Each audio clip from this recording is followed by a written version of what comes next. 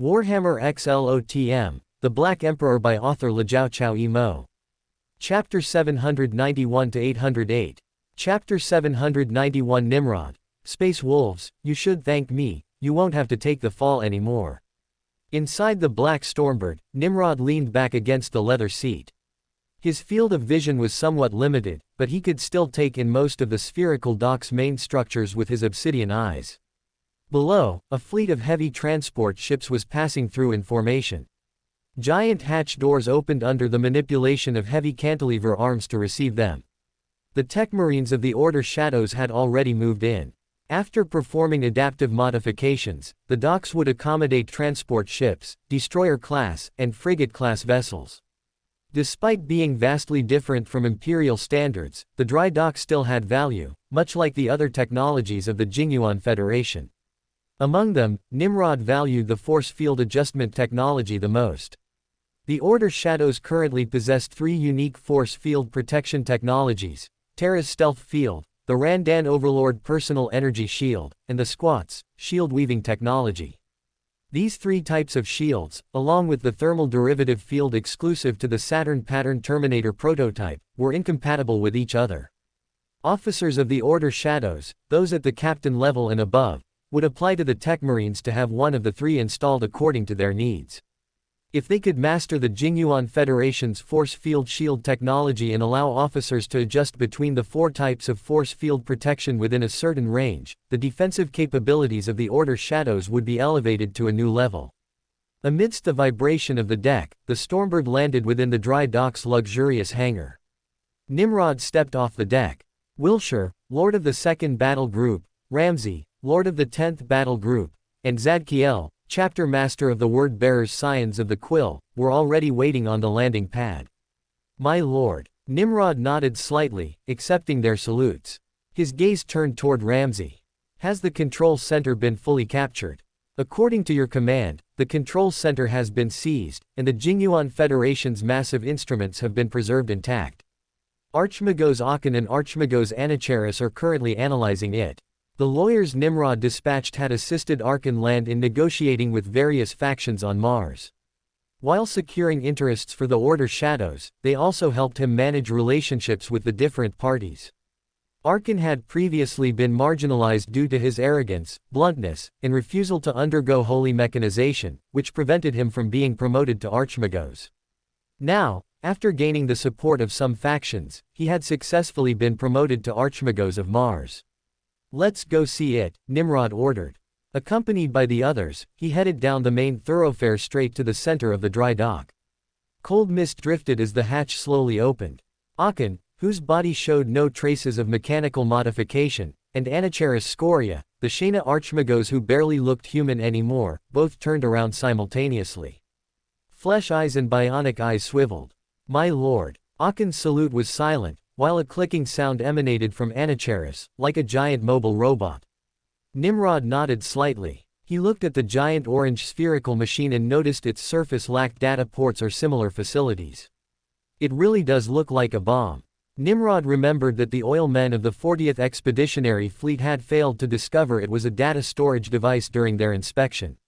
The Expeditionary Fleet's threat analysts had cautiously concluded it was some kind of bomb or similar weapon. Nimrod walked over to the strategic table that had just been activated. He looked at Zadkiel. "Your plan." Zadkiel stepped forward and raised his control staff. The orange celestial body zoomed in rapidly, revealing a vast, boundless expanse of ice. The flat areas were dotted with ripples of various sizes, clearly the result of some liquid freezing rapidly. The scanning report submitted by the Augur Matrix class master shows that the chemical composition of the ice is completely different from that of ice worlds like Valhalla or Fenris. It should be artificial. He turned the control staff, pulling up a tower that rose from the ice, piercing the amber sky. The tower gradually turned into red runes, merging into a sea of red. Towers as massive as hive cities, spaced 670 kilometers apart, are spread across the entire planet. Wilshire stared at the shining towers. The information distributed by the Black Emperor mentioned that these energy towers could annihilate Astartes and even vehicles. Can the shields of the Guardianal Type 3 tripod walkers withstand their attacks? After continuous research, the Techmarines had finally made a breakthrough. The new generation of walkers was equipped with the void shield systems of Imperial Titans.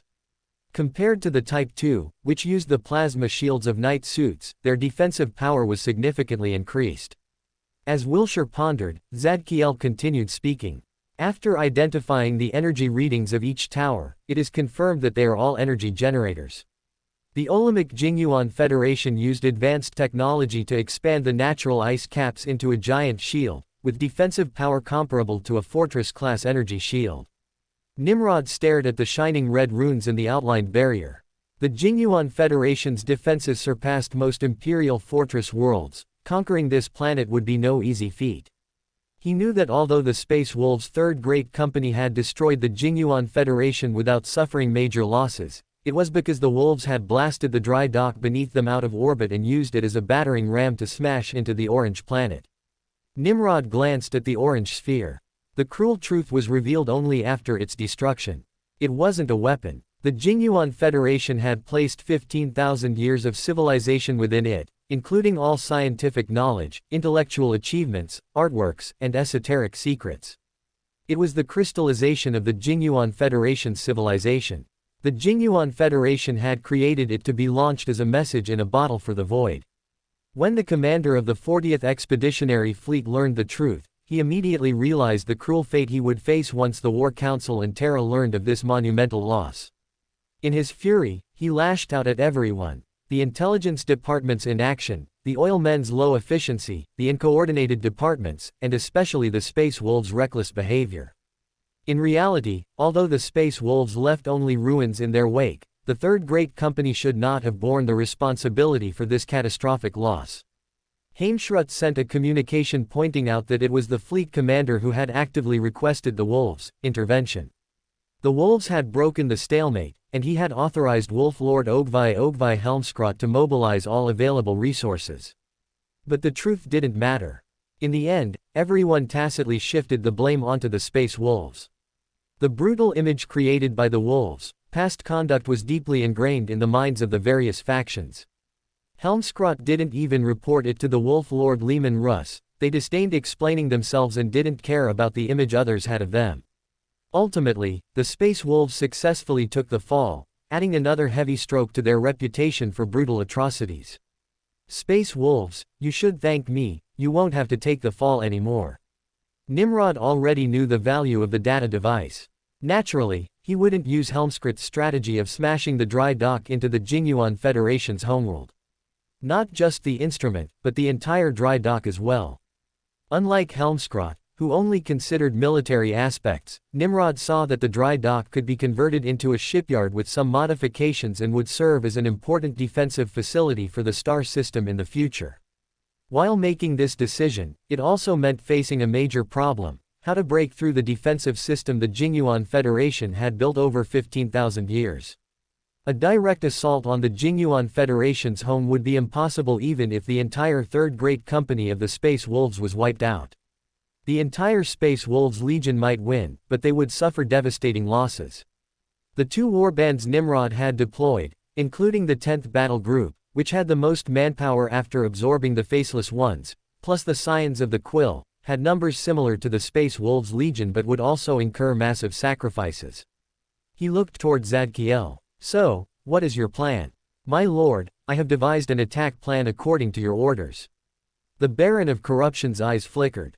The entire social structure of the Jingyuan Federation is completely dependent on their social network. They use the social network to react quickly and respond to threats. This is both their strength and their weakness. My plan is to create a viral program and upload it into their social network to create chaos. Nimrod nodded with satisfaction. Zadkiel had not disappointed him. His planning hit the mark. If successfully implemented, it would be far more devastating to the Jingyuan Federation than Helmskrot's strategy. He looked at Aachen and Anicharis. Is Zadkiel's plan feasible? My lord. Aachen, who had been granted the status of Eternal and Astronomer by the Omniscia, spoke up actively. The plan is feasible. Anicharis and I have studied it and have already found the database. Next, we just need to categorize and organize it to create the corresponding code. My lord, Anicharis added, I examined the social network and discovered the existence of something like a central cogitator. It can perform adjustments and interventions. He looked at Zadkiel and the two lords, explaining in simpler terms. This means that to realize your plan, we must raid its location and plant the program code. The Primarch's mind whirred rapidly. He believed the losses from a raid would be much lower than a frontal assault, and he hoped Zadkiel would complete the ritual to ascend as a mentor of disorder, so he gave the command. Assist Zadkiel in executing the plan. He turned to Zadkiel. For this campaign, you are in full command. The ritual for a mentor of disorder required not just planning, but also creation. My lord, I will not fail your trust, Zadkiel said excitedly, bowing deeply. Chapter 792, The Disagreement Between Archon Land and Anicharis Scoria. The disagreement between Land and Anicharis Scoria. After the Order Shadows seized the orbital facilities of the Jingyuan Federation's homeworld, the black warships and the limestone-colored warships of the Word Bearers, Scions of the Quill, deployed in orbit, with thousands of weapons aimed at the orange planet below. The Sovereign Shadow fired the first shot, its punishment-class reactor pumped, the bow of the ship glowed, and an ice-blue beam stabbed downward. The blinding beam, like the finger of a god, had just torn open the amber sky when it slammed into the Jingyuan Federation's massive, planet-wide ice cap shield. Shimmering ripples spread across the artificial ice of staggering thickness and hardness, and iridescent light reflected back onto the orbiting warships. Warship after warship joined the orbital bombardment. Hypersonic shells smashed into the clouds, and the multiple sonic booms they triggered created a deafening roar on the ice cap that echoed through the towers below. Magma bombs fell like rain, relentlessly pounding the ice cap and creating cracks. Blinding energy weapons traced streaks of flame across the sky, punching small holes here and there. A shadow-patterned stormbird flew silently out of the Sovereign Shadow. This was the first time Nelson had transported other passengers since becoming the Primarch's personal pilot. Winner pushed and pulled the control levers, staring at the dials, and let his intuition select an ice hole.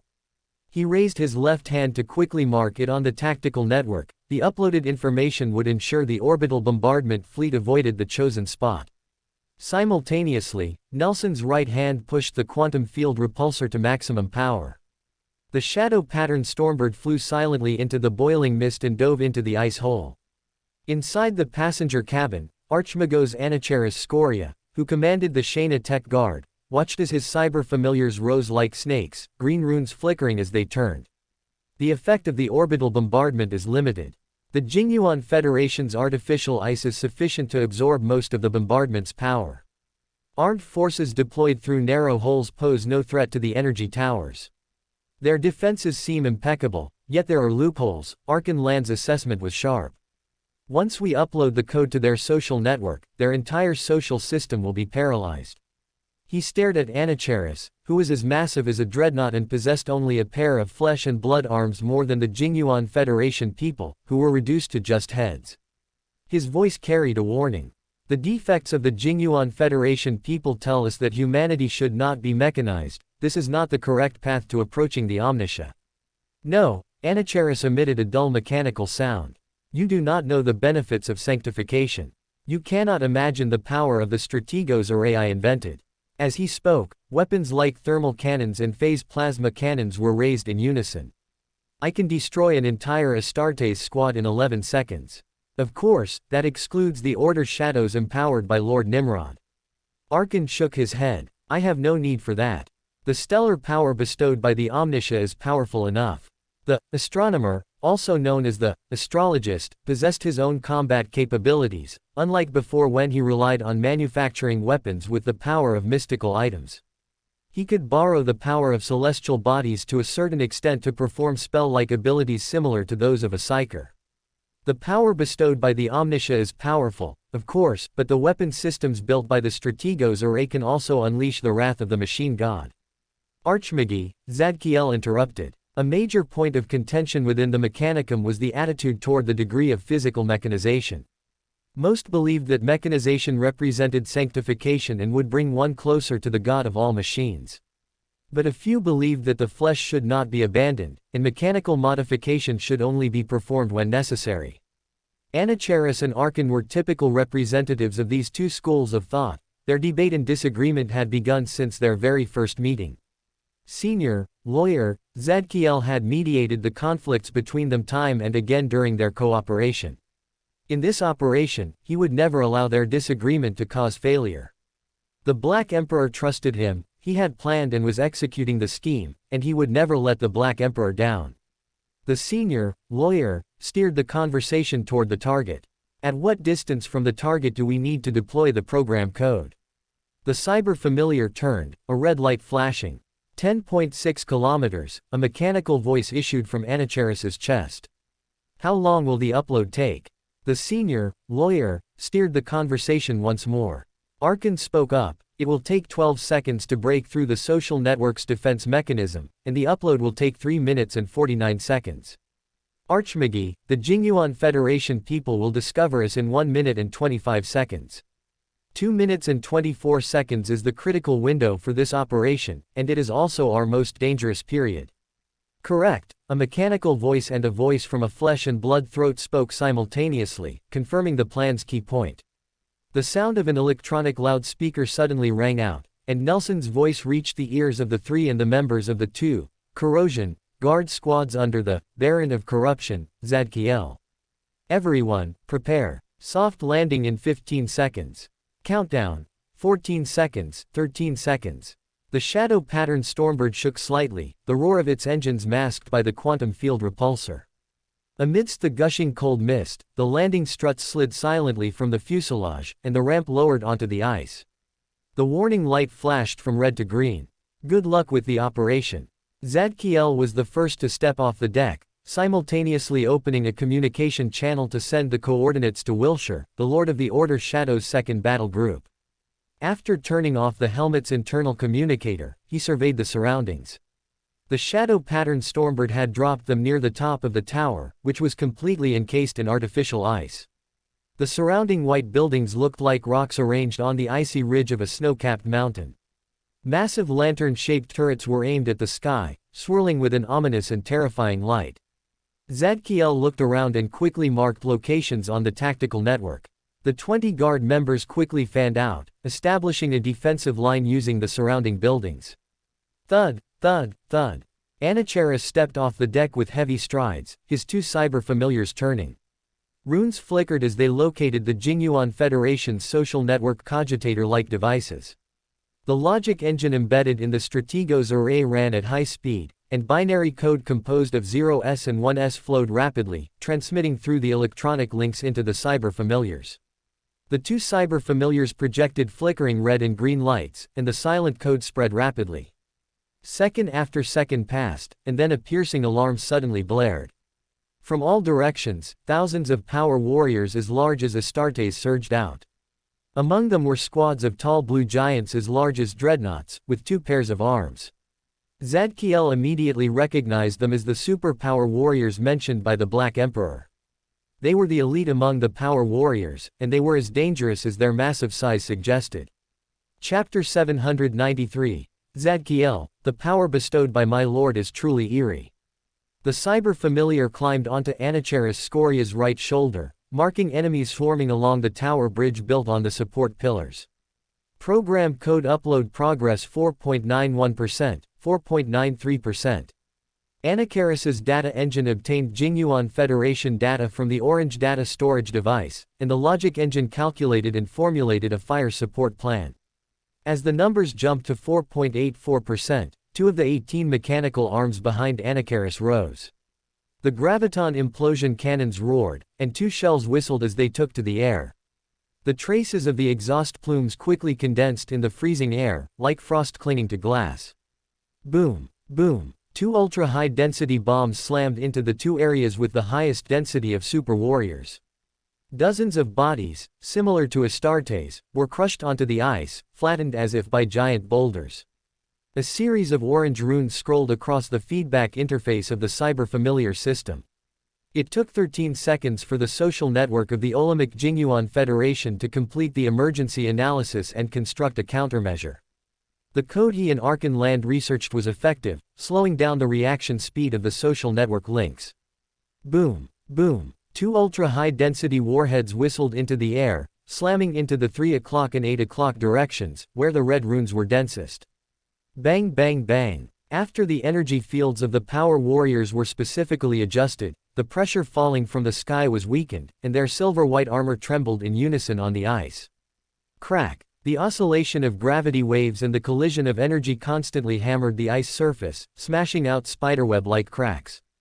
Boom. The ice sheet shattered, and over a dozen power warriors fell.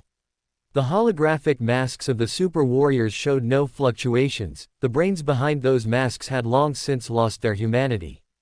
Thud thud thud. One by one, the power warriors fell into the ice holes as if the giant craters didn't exist, and only after 15 seconds did they begin to bypass the rifts. Anacharis's second arm rose, firing a green plasma beam before the Jingyuan Federation's social network could iterate again. Zadkiel, the chapter master of the Scions of the Quill, warband of the Word Bearers, raised his hand and fired an Archaeotech pistol beam collected from the radiation layer of planet Kur, where the perfect city was located, piercing the silver-circuited hood of a power warrior and melting its brain. He commanded the members of his guard, forming fire teams of 5 to defend against the wave of silver-armored warriors. The roaring barrage crudely shattered the exquisitely crafted humanoid shells. The Jingyuan Federation's social network kept adjusting, but it still hadn't found an effective means of protection. The baptism of bolters swept down the power warriors in swaths. But the killing efficiency of the 20 guard members was still inferior to the terrifying firepower of the Archmagos. One mechanical arm after another rose and began to attack. Rotary Gatling belts swept across, Maxim bolters roared, and phased plasma beams exploded within the biochemical bodies. The Archmagus's strategos array harvested enemies in large numbers. Zadkiel turned his gaze toward the other Archmagos who had been arguing with Anacharis not long ago. Akin raised his flesh and blood arms.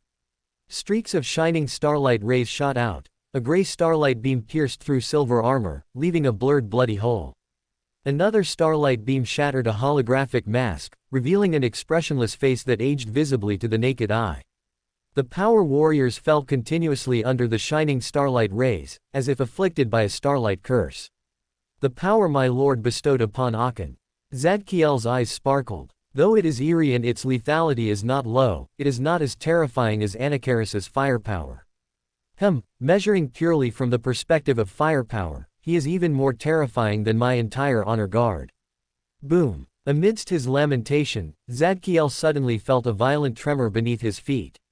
He looked toward the tactical display on his helmet, in the direction where the guard members had disappeared. An ice-encased building exploded violently, and a massive hammer whistled down on a guard member, shattering his gray armor. A blue giant as massive as a dreadnought, clad in heavy armor. On his broad shoulders grew 2 heads, each covered by silver circuits and a holographic mask. 2 pairs of arms held a shock stave and an acceleration hammer respectively.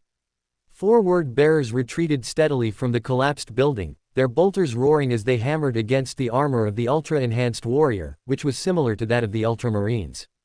The adamantine warheads were torn apart by the personal protection field, and the exploding energy scorched charred marks onto the blue armor. But the ultra-enhanced warrior did not fall, his protection was stronger than that of ordinary warriors. Zadkiel let out a roar, a humiliating memory of Monazia flashing through his mind. He had committed an act of desecration and was forced to kneel before the false god, the Emperor.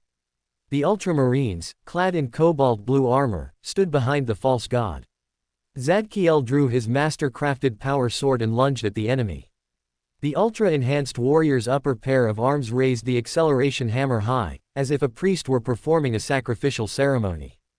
The acceleration hammer whistled down, met by the Baron of Corruption's greatsword. Boom! Zadkiel's arm went numb. Such great strength, comparable to when I was still a barbarian.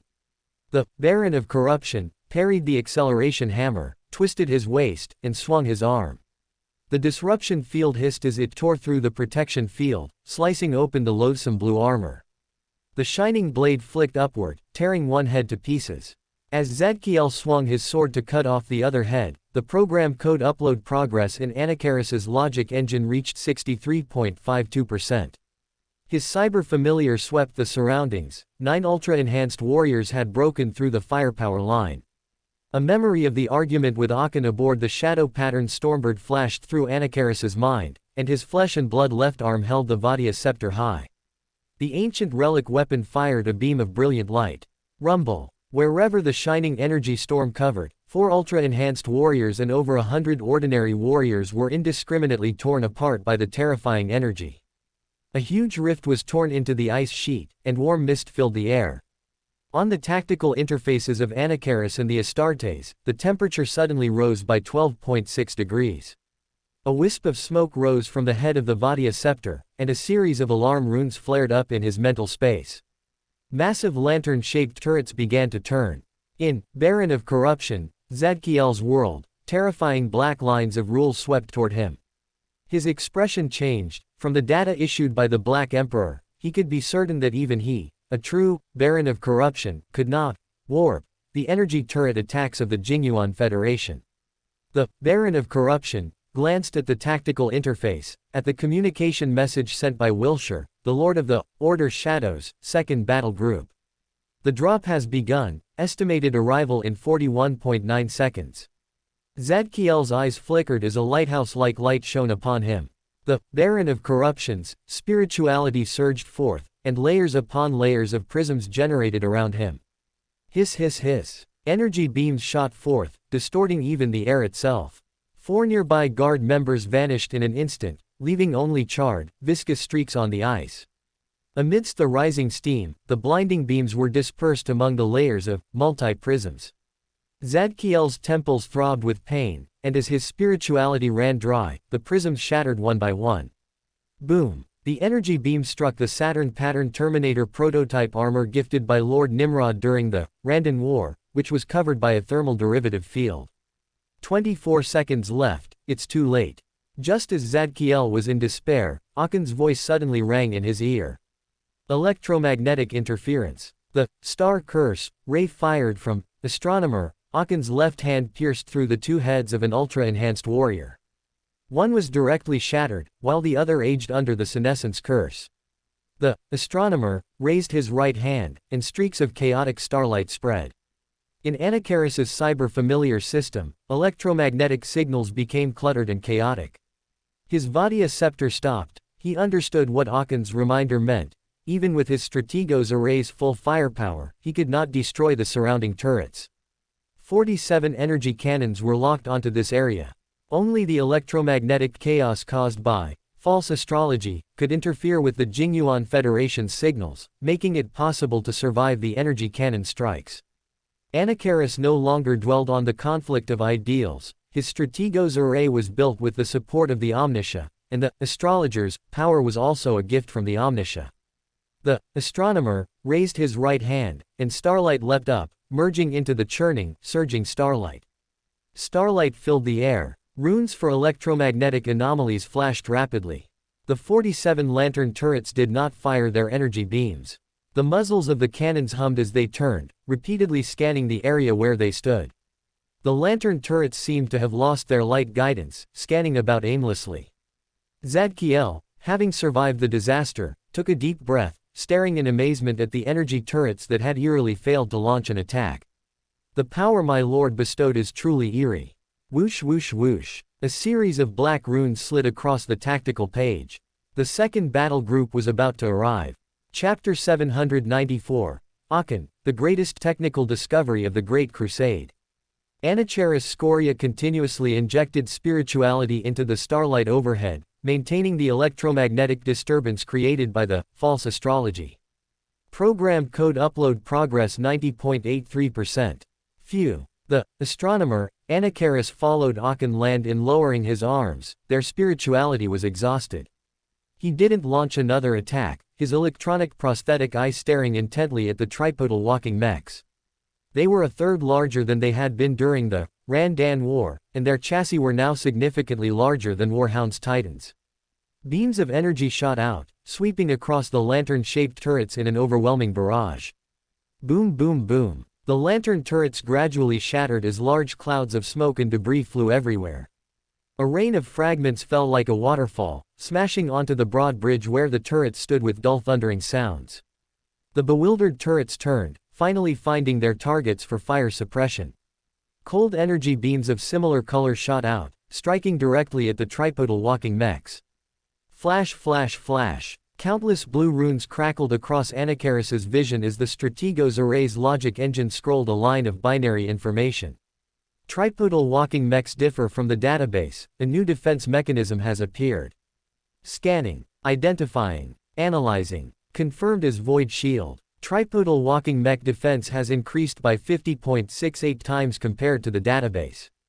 As Anacharis reached his conclusion, a plume of golden flames descended from the sky. Amidst explosive roars, the golden fire crackled as it melted the blue armor of the super-powered warriors and the silver armor of the ordinary warriors. Thick purple blood was incinerated into black smoke, curling upwards. Wilshire strode over, nodding to Anacharis, Aachen, and Zadkiel before looking around. After the program uploaded to the Jingyuan Federation by the two Archmagos paralyzed the anti-air arrays, the transport ships carrying the tripodal walking mechs passed through the massive holes caused by the orbital strikes and deployed to the ground. Guardianal pattern walking mechs exchanged energy fire with the Jingyuan Federation's turrets. Turrets exploded one after another, and occasionally a tripodal walking mech was destroyed under the enemy's crossfire. The defense of the Guardianal Mark III tripodal walking mech has significantly improved compared to the previous two generations, with survivability greatly enhanced. However, if we are to conquer the entire planet, the whole army might be wiped out. The second battle group currently has 249 tripodal walking mechs in service. The number of tripodal walking mechs is limited not only by production capacity but also by crew availability. Although operating a tripodal walking mech is simpler than a Titan, with lower requirements for crew members and shorter training times, only the caste descendants who piloted the original models are competent for the task. On the orange planet below, hive spires were arranged equidistantly every 670 kilometers, each densely packed with countless turrets. Boom! A tripodal walking mech exploded violently, countless beams tearing the massive machine apart like 1,000 cuts. Thousands of metal fragments smashed onto the hard ice, leaving charred streaks. Amidst the rising steam, the lantern turrets fell silent. The barrels did not fire shining beams, they slowly stopped rotating. Thud thud thud. One after another, the silver-armored power warriors collapsed to the ground. Zadkiel watched as the loathsome, dreadnought-sized blue giants fell, a sharp glint rising in his eyes. He sheathed his power sword and quickly pulled off his right gauntlet with his left hand. Zadkiel excitedly took out a double-numbered black armored box from his waist. After steadying it with his left hand, his right hand quickly tapped out a series of runes. As cold mist drifted, the sealed box clicked open, revealing a pitch-black potion inside. My lord ordered me to drink this when the plan succeeded. Now is the time. Thank you for your gift, my lord.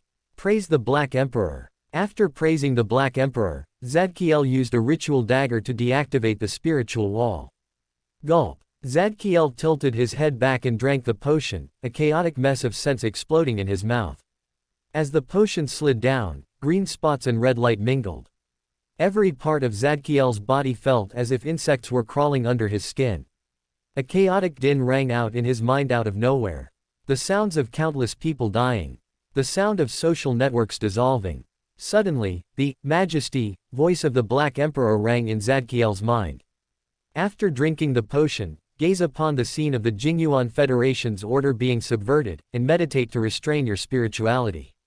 He instinctively followed the Black Emperor's decree, casting his gaze upon the fallen blue and silver figures and the silent turrets. Zadkiel gradually regained his thoughts, meditating to draw in his scattered spirituality. A moment later, the unarmored right hand of the newly ascended, Mentor of Disorder, saw its muscles writhe and extend, wrapping around his gauntleted left hand as he clasped them together. Thank you for your gift, my lord. Sovereign Shadow, Primarch's office. Nimrod leaned back on his throne. Arsena Dun stood between Anacharis and Aachen, holding a data slate, and began his report. My lord, I have summarized the Legion's casualties. A total of 461 Legion members were killed, of which 382 were from the 10th Battle Group, most of whom died during the capture of orbital facilities.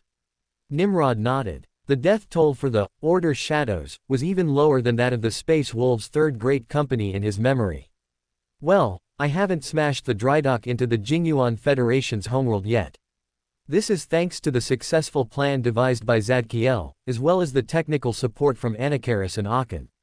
He thought of Zadkiel, who had left the system early after just being promoted to Mentor of Disorder. Zadkiel's current abilities are far stronger than the one in my memory. At the very least, he can bring me back an Abyss-class battleship. While Nimrod was thinking, the Primarch attendant continued his report. In addition, the second battle group lost 25 tripodal walking mechs. They were destroyed by the energy turrets on the high towers. Except for one tower that was severely damaged, the others are completely intact. Nimrod nodded slightly. Not only are casualties lower, but the drydock and the production capacity of the entire world are almost completely preserved. Although the manufacturing process is vastly different from the Imperium's, fortunately, there are data storage devices. After a period of retrofitting, it should have the production capacity of an industrial world. More importantly, it is an industrial world with the defensive standards of a fortress world. My lord, Anakaris and I have organized the acquired information and handed it over to the TechMarine team along with the data storage devices. It is the greatest technical discovery of the Great Crusade. Akin looked at the Omniscia leaning back on the throne. His holy light had guided them to this treasure.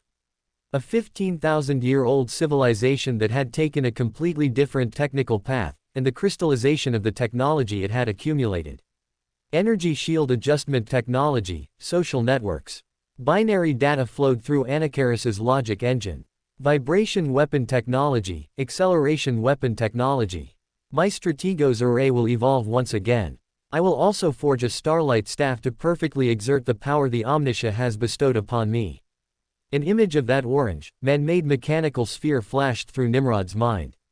The greatest gain is naturally the data storage device, which would have been destroyed in the 40th Expeditionary Fleet's major error. Akin is right. Orius's complete set of STC enriched the technical treasury, but the Jingyuan Federation's represents another complete technical path.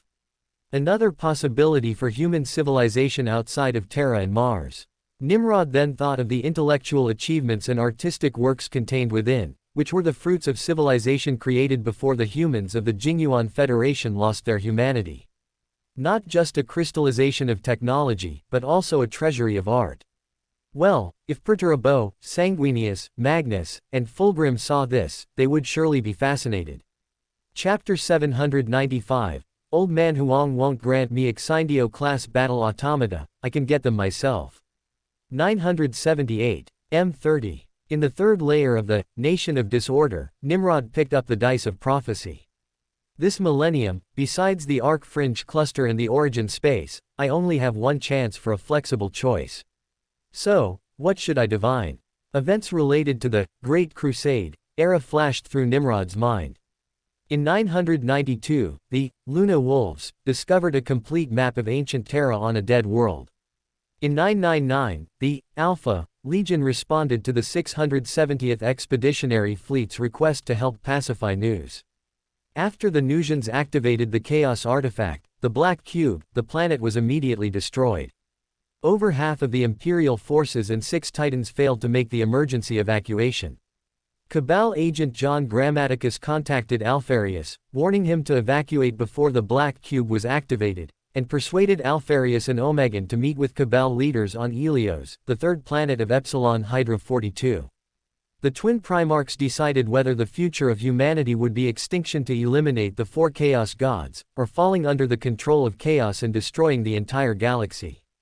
Well, when Alpha turned traitor and assassinated the Expeditionary Fleet Commander-in-Chief Teng Namatira, Dina's chain of the Lucifer Black Guard even wounded someone suspected to be Alfarius with his superb swordsmanship.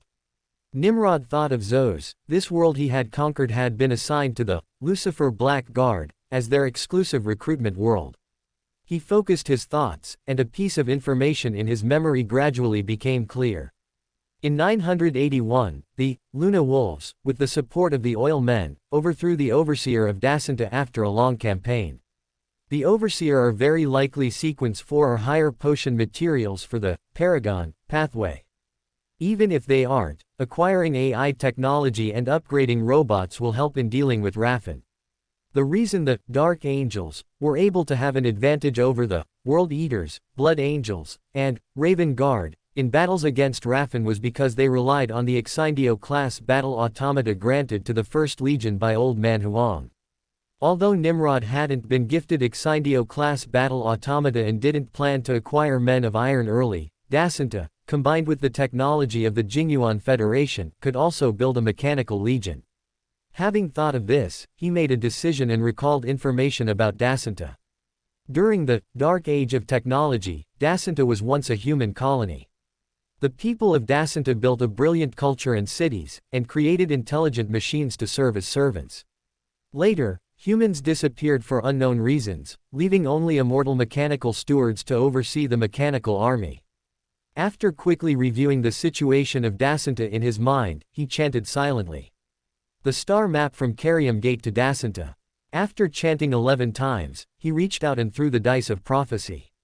The triangular pyramid tumbled in the air several times before landing smoothly in Nimrod's open hand, projecting a glowing image. Nimrod noted the star map and input it into a data crystal. He took a step and immediately arrived at the fourth layer of space. The Luna Wolves fought quite hard during the Dacinta campaign, only winning with the support of the Legio Cybernetica. The first battle group to imprison and capture potions, the second battle group to contract machines, the seventh battle group to defeat enemies with fire, and the 10th battle group, which has the most people and hasn't missed any recent large-scale battles. And Gabriel, who has been studying the Attila system and the Necron Yemen Jia Xingkong Ju Shi Bei, he is most skilled in the field of robotics. Nimrod spread his spirituality, notified them one by one, and stood up. Old Man Huang won't give me Exindio-class battle automata, I can get them myself. The Monarch-class heavy landing craft of the 10th Battle Group flew out from the Black Fleet. Members of the Chapter Master's Honor Guard surrounded Chapter Master Ramsey, who looked exactly like the Gene Father. Sasebo Tezuka, who had recently been promoted to Spirit Guide by his father, had just returned from Sonium 8. Lord Ramsey personally intervened to secure an opportunity for him from Death Lord Adams to go to the 4th Battle Group's exclusive recruitment world. Our target is the ruined city marked as number 5. Sasebo Tezuka gazed at Lord Ramsey's smooth right hand. With a flick, a ruined city the size of a hive city was gradually enlarged. Streets paved with exquisitely crafted ornate tiles had been ruthlessly eroded by time, fading into dimness, with only faint traces of their former colors barely recognizable. Mechanical entities the size of automata marched in neat ranks, compared to the similar-looking machines of legions like the Thousand Suns, Iron Warriors, and Luna Wolves, as well as the Martian Mechanicum. They were more colorful, yet similarly faded under the wash of time. Amidst the flickering of sparks, they futilely repaired buildings one after another. With a slight tremor underfoot, the Monarch-class heavy landing craft slowly descended. Amidst the spreading cold mist, the landing ramp lowered. Beside the Spirit Guide, who was fully encased in ironclad Terminator armor with no part exposed, floated an alien wraith. Its wing membranes unfurled, and it drifted upward under the dim starlight. It glided through the air, leaving a faint trail of dark green.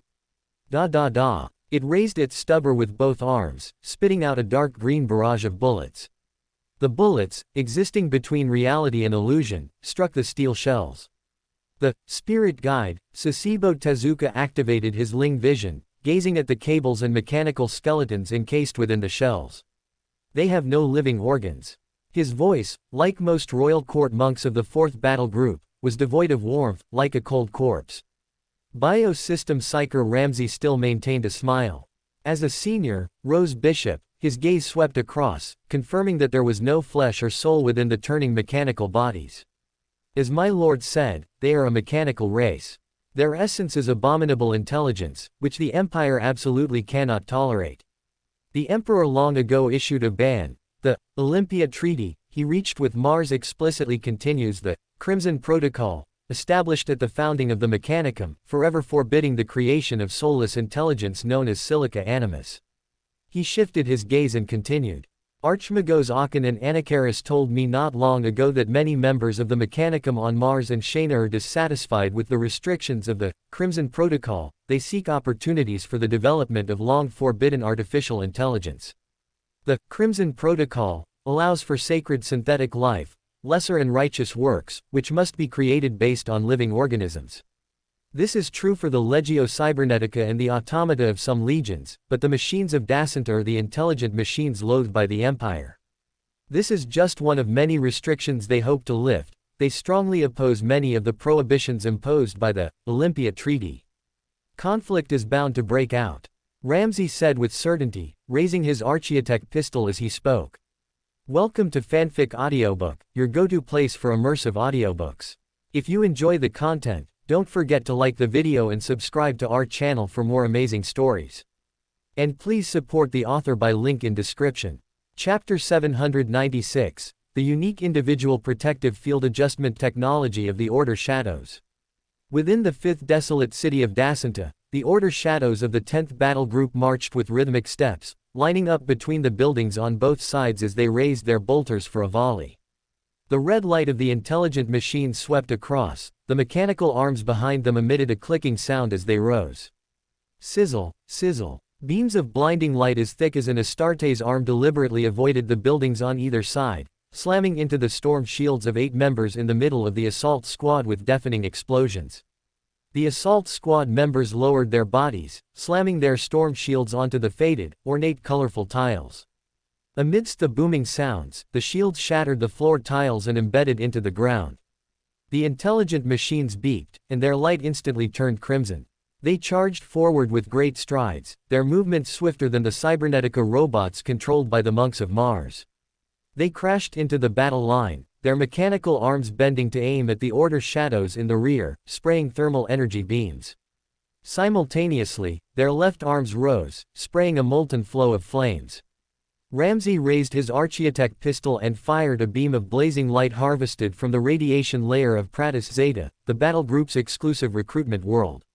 Peesh! Amidst a strange hum of energy, the blazing beam tore through an intelligent machine's energy shield. As charred energy fragments splattered, the chapter master shouted a warning over the Vox channel. Switch energy shields to thermal ray protection mode. After the Order Shadows conquered the Olympic Jinyuan Federation, the battle group inherited the legacy of its 15,000-year-old civilization. Master of Armor Malavalis was responsible for researching flexible energy field modules. Within 10 years, he had achieved significant results, mastering the Jinyuan Federation's mature protection technology against thermal rays and gravity weapons. The sergeants and assault squads of the 10th Battle Group were equipped with these, bearing the responsibility of testing the weapons in actual combat. With a collective thought, the Order Shadows adjusted their individual protective fields via thought pulses. Unlike the automated adjustments analyzed by the Jinyuan Federation's social network, the Order Shadows relied on manual adjustment, issuing commands for the power armor to perform procedural adjustments. The subatomic micro-fusion engines on their backpacks hummed. As the output power was silently dialed, the energy barriers enveloping the armor shifted with a series of light tremors. Crackling and popping. Amidst the explosive sounds, the bodies of the Order Shadows behind the assault squad trembled slightly as sparks scattered and fell. They raised their arms fluidly, their bedrock pattern bolters providing stable output as they fired a dense barrage at the intelligent machines. Boom, boom, boom. Shattered fragments of faded, colorful machinery rained down, caught in the molten flow of flames sprayed by the intelligent machines. Storm shields crackled as bolts of electricity surged. The intelligent machines froze stiffly, standing like statues. The black power armor of the assault squad members crackled, with charred spots continuously spreading.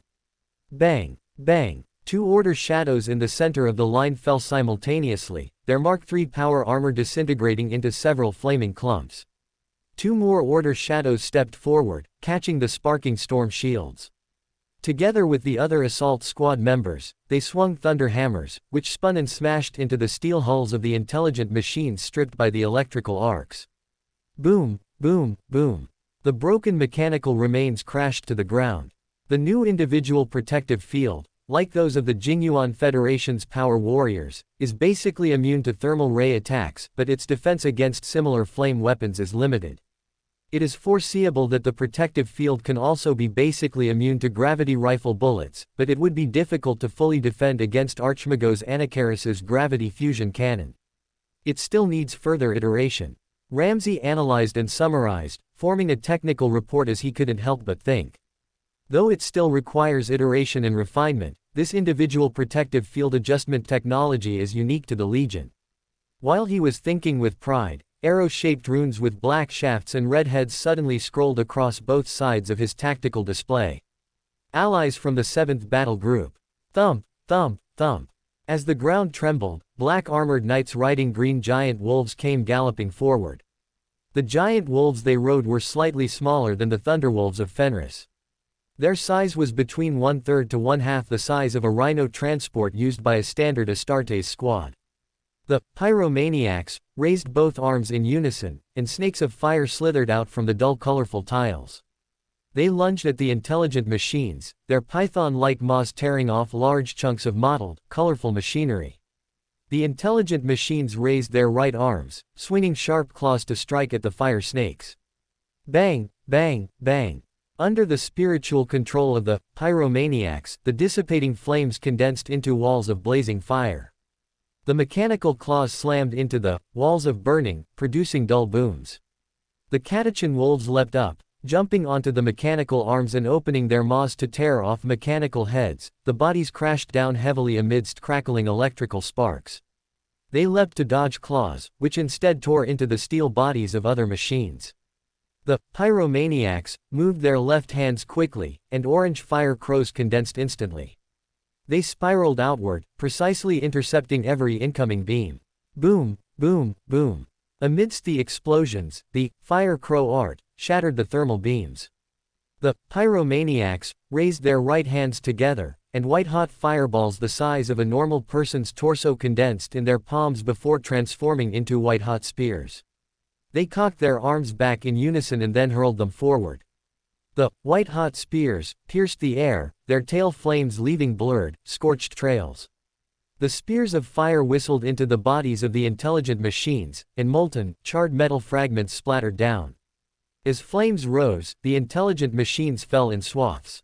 On Ramsay's tactical interface, the red runes rapidly disappeared. His battle group, along with the Reaper assault squads of the 7th Battle Group on both flanks, advanced rapidly. The colorful tower in the center of the city came into his field of vision. Boom! With a massive sound, the earth shook. A massive intelligent machine as large as a Warhound Titan burst into view. It had a giant mechanical eye atop its head, which projected terrifying laser beams as it turned. The crimson light slammed into the storm shields, resulting in ear-piercing explosions. Bang, bang, bang, bang. Electrical arcs shot into the sky as 4 storm shields were blown to pieces. Clack, clack. 2 arms as thick as an Astartes rose, and light as blazing as a star shot forth. High-temperature gases like solar flares tore through the air, branding blazing trails that wove into a bright web. Boom, boom. Violent energy beams swept across, melting over a dozen order shadows. Scorched black marks were the only traces they left behind. Its 2 massive mechanical arms swung, whistling as they swatted the Catachan wolves jumping through the air. Bang, bang, bang. Order shadows and Catachan wolves were crushed together, their red and green blood intertwining as it splattered down. Overseer. Ramsay's eyes narrowed as he recalled the powerful enemy mentioned in the intelligence distributed by the Black Emperor. They were the ruling class of the intelligent machine race, granted the duties of mechanical stewards by their creators. They oversaw and managed all the intelligent machine servants. Chapter 797, The Steel Bunker Created by Perturabo. Ramsay raised his hand, and the Archaeotech pistol fired a beam of light. Zzz. The flashing beam hit the Overseer's multicolored chest plating, melting a hole the size of a human head. The scarlet light suddenly converged, focusing on where Ramsay stood. Boom. The mottled colored tiles shattered in the blazing light, disintegrating into dust. The scarlet light spread rapidly, pursuing the figure of the black armor warriors. A silent mechanical sound, slightly similar to High Gothic, echoed from its chest. Eliminate the intruder. Bolter rounds roared, and flames surged. The combined firepower of the 10th Battle Group and the 7th Battle Group's order shadows covered the Warhound's light massive body, creating an opportunity for Lord Ramsay.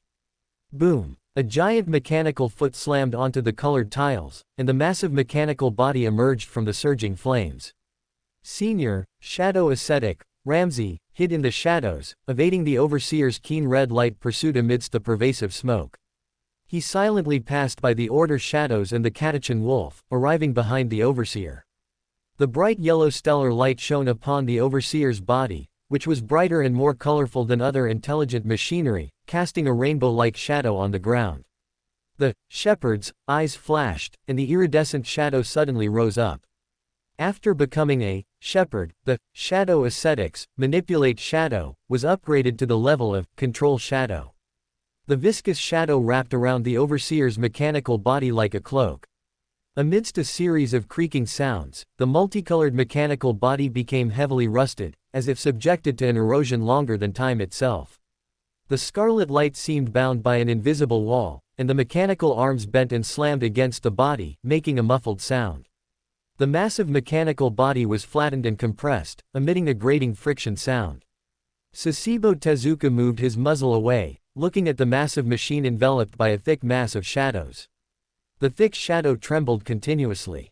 Under the bright yellow stellar light, Lord Ramsey grew out of the shallow, writhing shadow cast upon the mottled colored tiles. He marked them on the tactical network and issued a command: take the Overseer and the intelligent machinery wreckage back. My lord is interested in them. I get to see father again.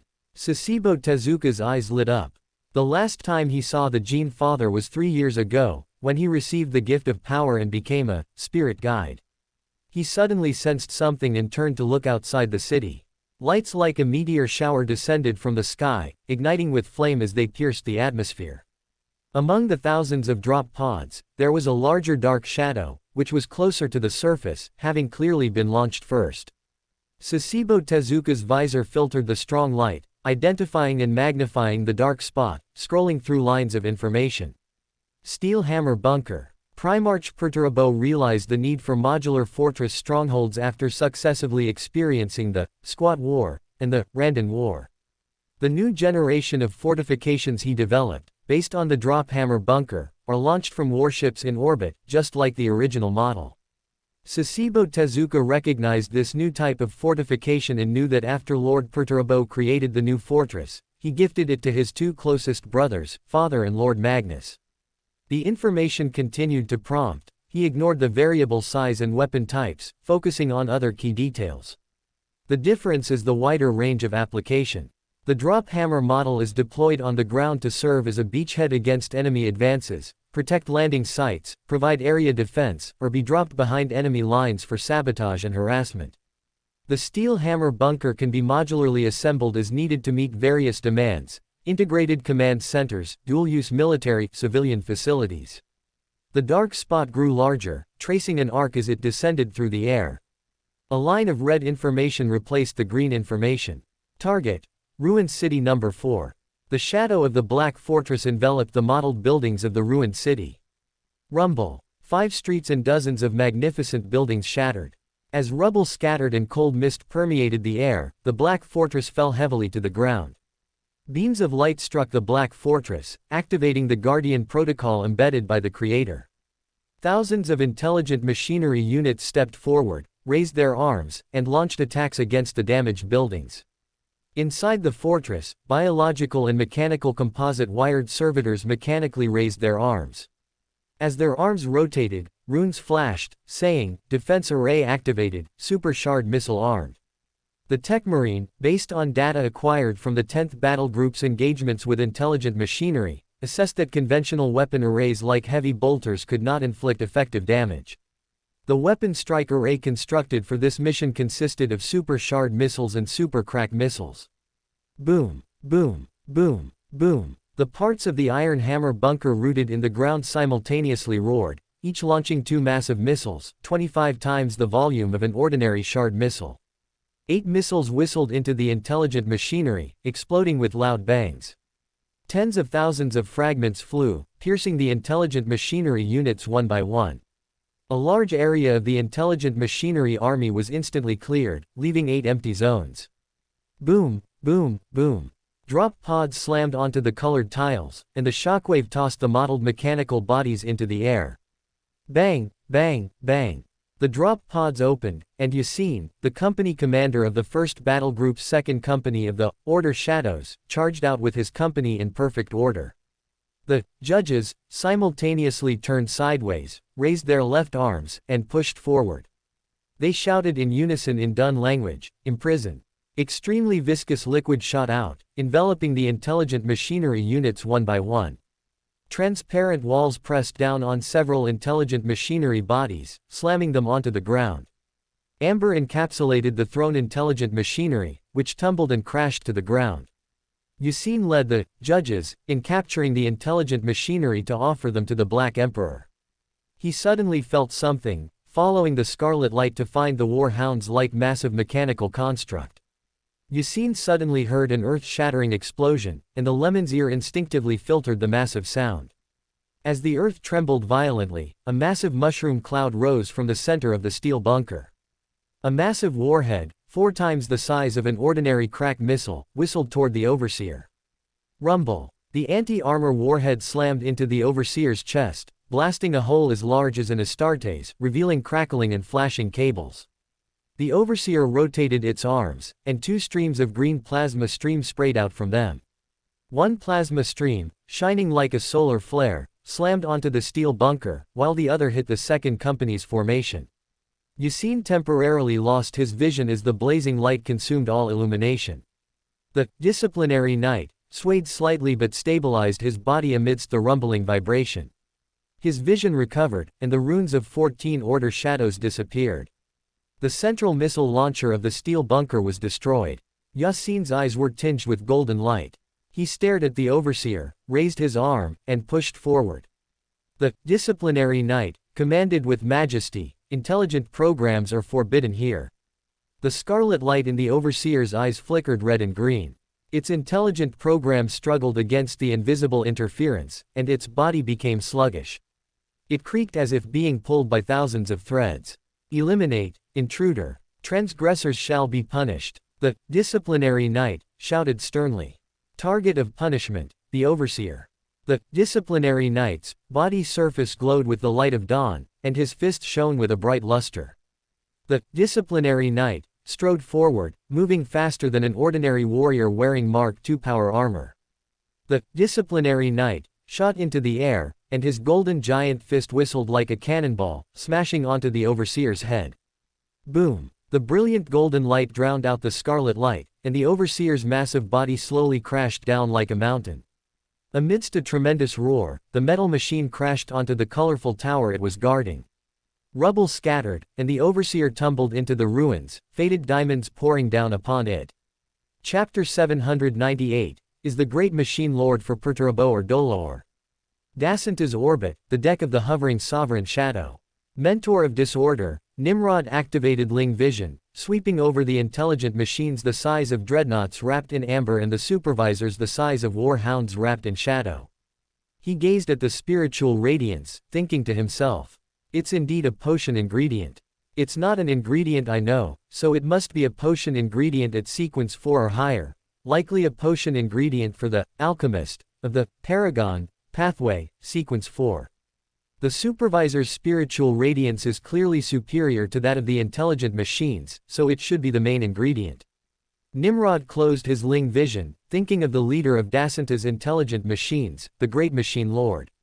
The Great Machine Lord is the best material among the supervisors, I should acquire it myself. He collected his thoughts and issued an order. Prepare for airborne deployment. Target: Ruined City 1. As the pilot, Nelson, started the engine and prepared for the drop, Nimrod walked over to Gabriel, who was inspecting the intelligent machines and supervisors.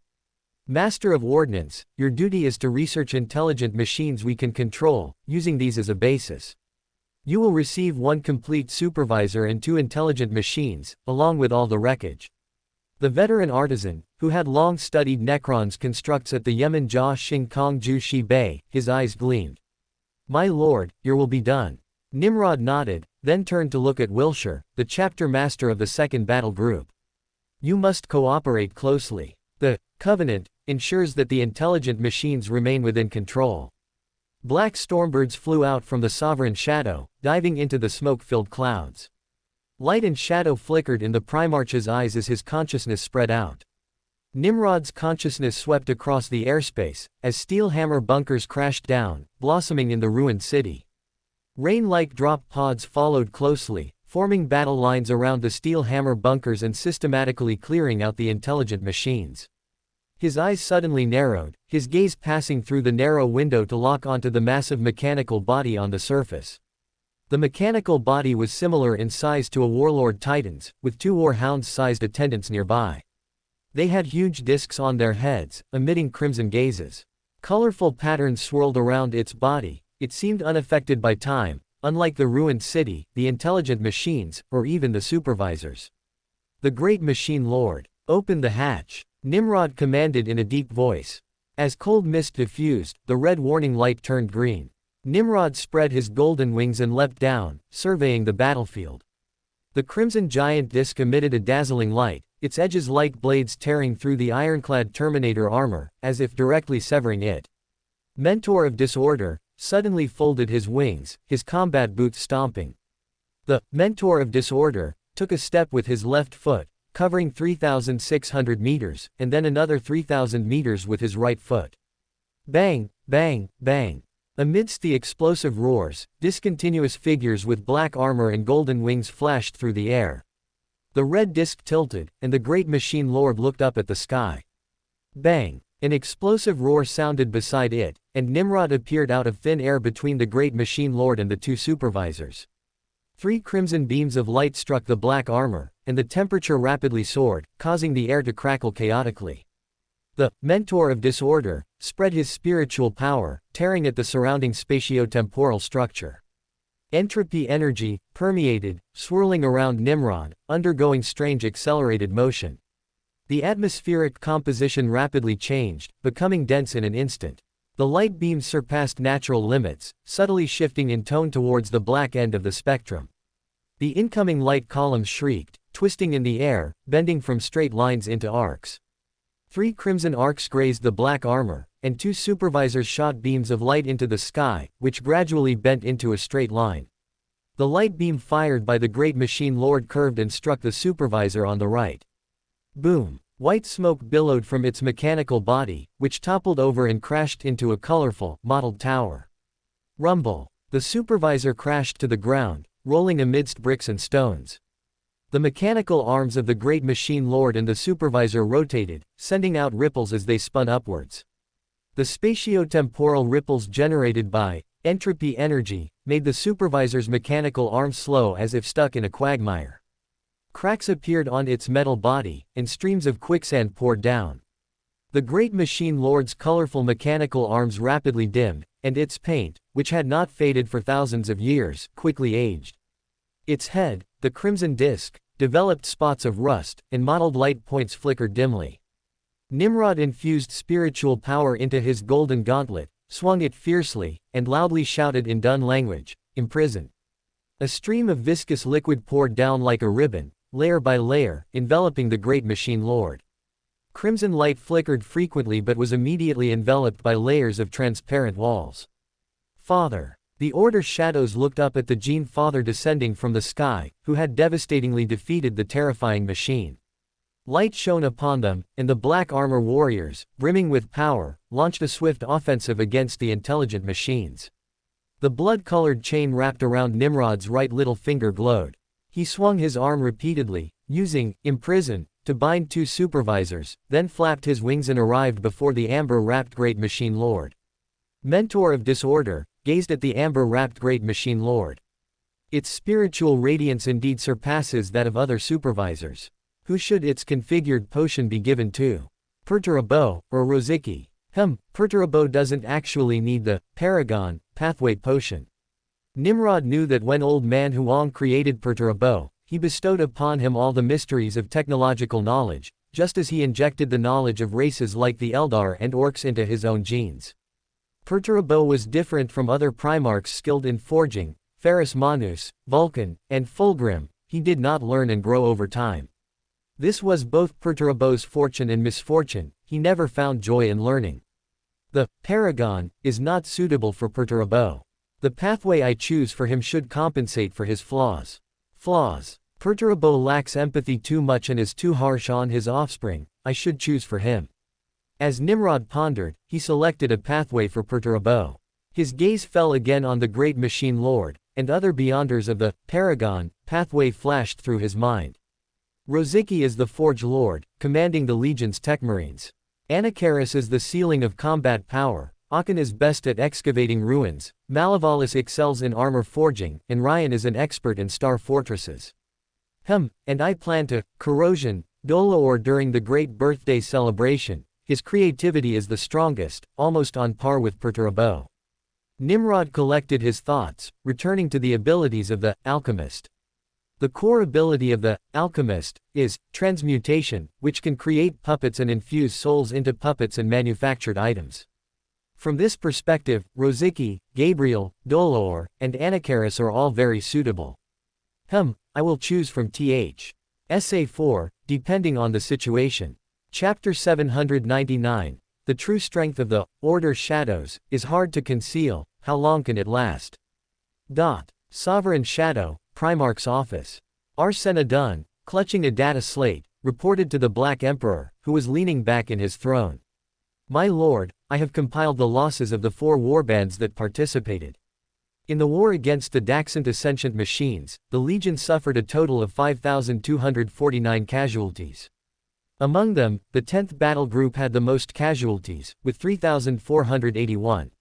Nimrod nodded slightly. Although he didn't know the casualties of the Luna Wolves in the war that annihilated the Daxant sentient machines, the description used by Gaviel Loken when mentioning it to the chronicler Mesiti was: after arduous and protracted combat, all sentient machines were destroyed, thanks to the invaluable artistry of the Mechanicus. Based on this, Nimrod deduced that the Luna Wolves' casualties would not be less than 5,000. I won this war without the assistance of the Oil Men. I thus gained 1 great machine master, 32 overseers, and 11,650 sentient machines. If the Oil Men had participated, they would have certainly destroyed the abominable ice that violated the Crimson Protocol. He reined in his thoughts and commanded, report to the War Council that we destroyed a sentient machine civilization on Dacenta, with 30,840 casualties. My lord. The Primarch attendant hesitated slightly, will this number arouse suspicion? With the continuous accumulation of false reports, the Order Shadows appeared to be in a clear decline in the eyes of the various Imperial factions. In the year 900, the Legion was already close to 280,000, at least 100,000 more than the second largest Legion, the Dark Angels, and 120,000 more than the third largest Legion, the Ultramarines, with 160,000. Even after receiving nearly 40,000 members from purged legions, it only slowed the decline. Now, the Legion's strength is estimated to be between 200,000 and 220,000. Although the Order Shadows are still considered the largest Legion, the gap with the Ultramarines is constantly closing, and their sizes are now similar. The Order Shadows and the Dark Angels, who are waging a continuous holy war against Xenos across the galaxy, are clearly in decline due to heavy casualties, a trend opposite to the steady growth of the Ultramarines.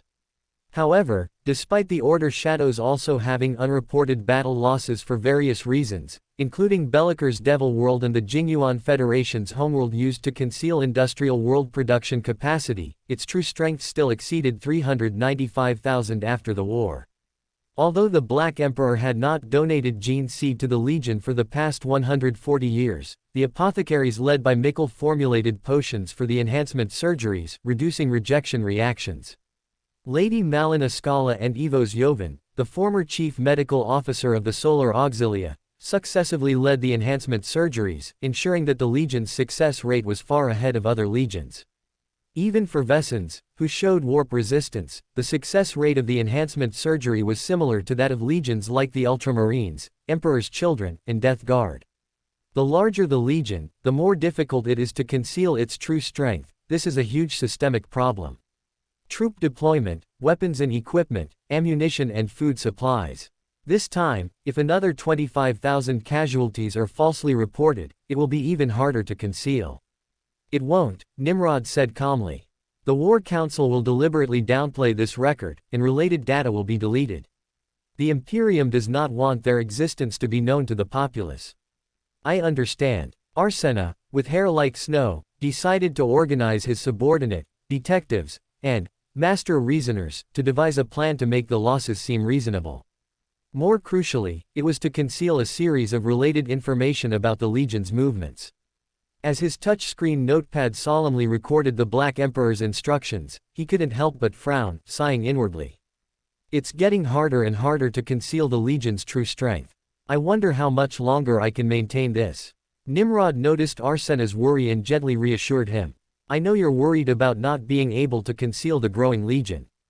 Don't worry too much. In less than 30 years, you won't have to worry about this. Arsena, having finished recording, looked up, a hint of speechlessness in his narrow eyes. He remembered the Great Heresy the Black Emperor had mentioned 80 years ago. I understand, he said solemnly. The communication bead in Arsena's ear hummed. He pressed it, and after listening to the message, reported to the Black Emperor. My lord, the Master of Ordnance is ready. He requests your presence on the fabrication deck to observe the sentient machine test. Nimrod rose happily from the throne adorned with 33 longswords, saying with a smile. Let's go, we'll go together. My honor. The Primarch attendant gathered the data slate and followed behind the Black Emperor, walking out of the Primarch's office towards the elevator shaft. The eyes of the two honor guard members shone with reverence. After saluting their Gene Father, one of them raised a hand and rapidly tapped on a touchscreen keyboard. Nimrod smiled and nodded, stepping into the elevator amidst the shining gazes of the two honor guard members. The servo motors whirred, and the floor beneath their feet vibrated slightly. Bang! The door slid open, and Nimrod and Arsena walked onto the fabrication deck. My lord, Wilshire, lord of the 2nd Battle Group, and Gabriel, who had a mechanical arm behind him, saluted respectfully. Nimrod smiled and nodded. Begin the test. He turned his gaze to the machine isolated by blast-proof glass, which had no paint coating. The Primarch keenly noticed that its body was covered in rivets and bore welding burn marks. Test started, Gabriel shouted into the microphone. A series of red and green runes rose in the laboratory. Bang, bang, bang. Target dummies popped up, descending from the ceiling, springing from the deck. Gabriel, the senior artisan, walked to his left and reported to the Black Emperor. My lord, over the past year, I have focused on writing the Sentient Protocol. Its architecture is based on a rewritten version of the Jingyuan Federation's social network. Their sensory devices also utilize those of power warriors, reacting by capturing movement, light, heat, and scent. I embedded the Legion's code into the underlying logic of the program, so they will execute commands from Battle Brothers.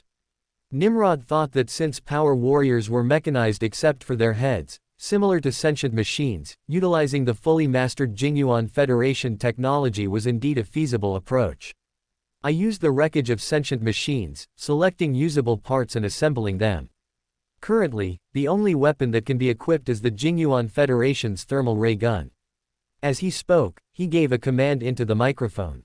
Gabriel 1 attack protocol. The sentient machine projected a series of red lights and simultaneously raised its mechanical arm.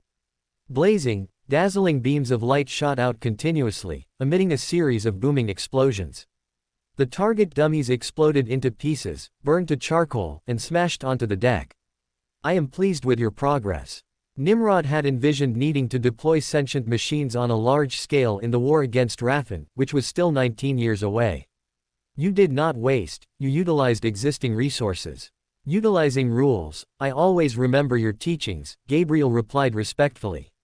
Nimrod nodded in satisfaction, gazing at the sentient machine's only decoration, the metal collar around its neck.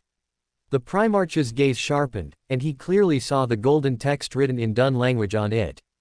All actions of SY005 shall be carried out in accordance with the commands of the Order Shadows.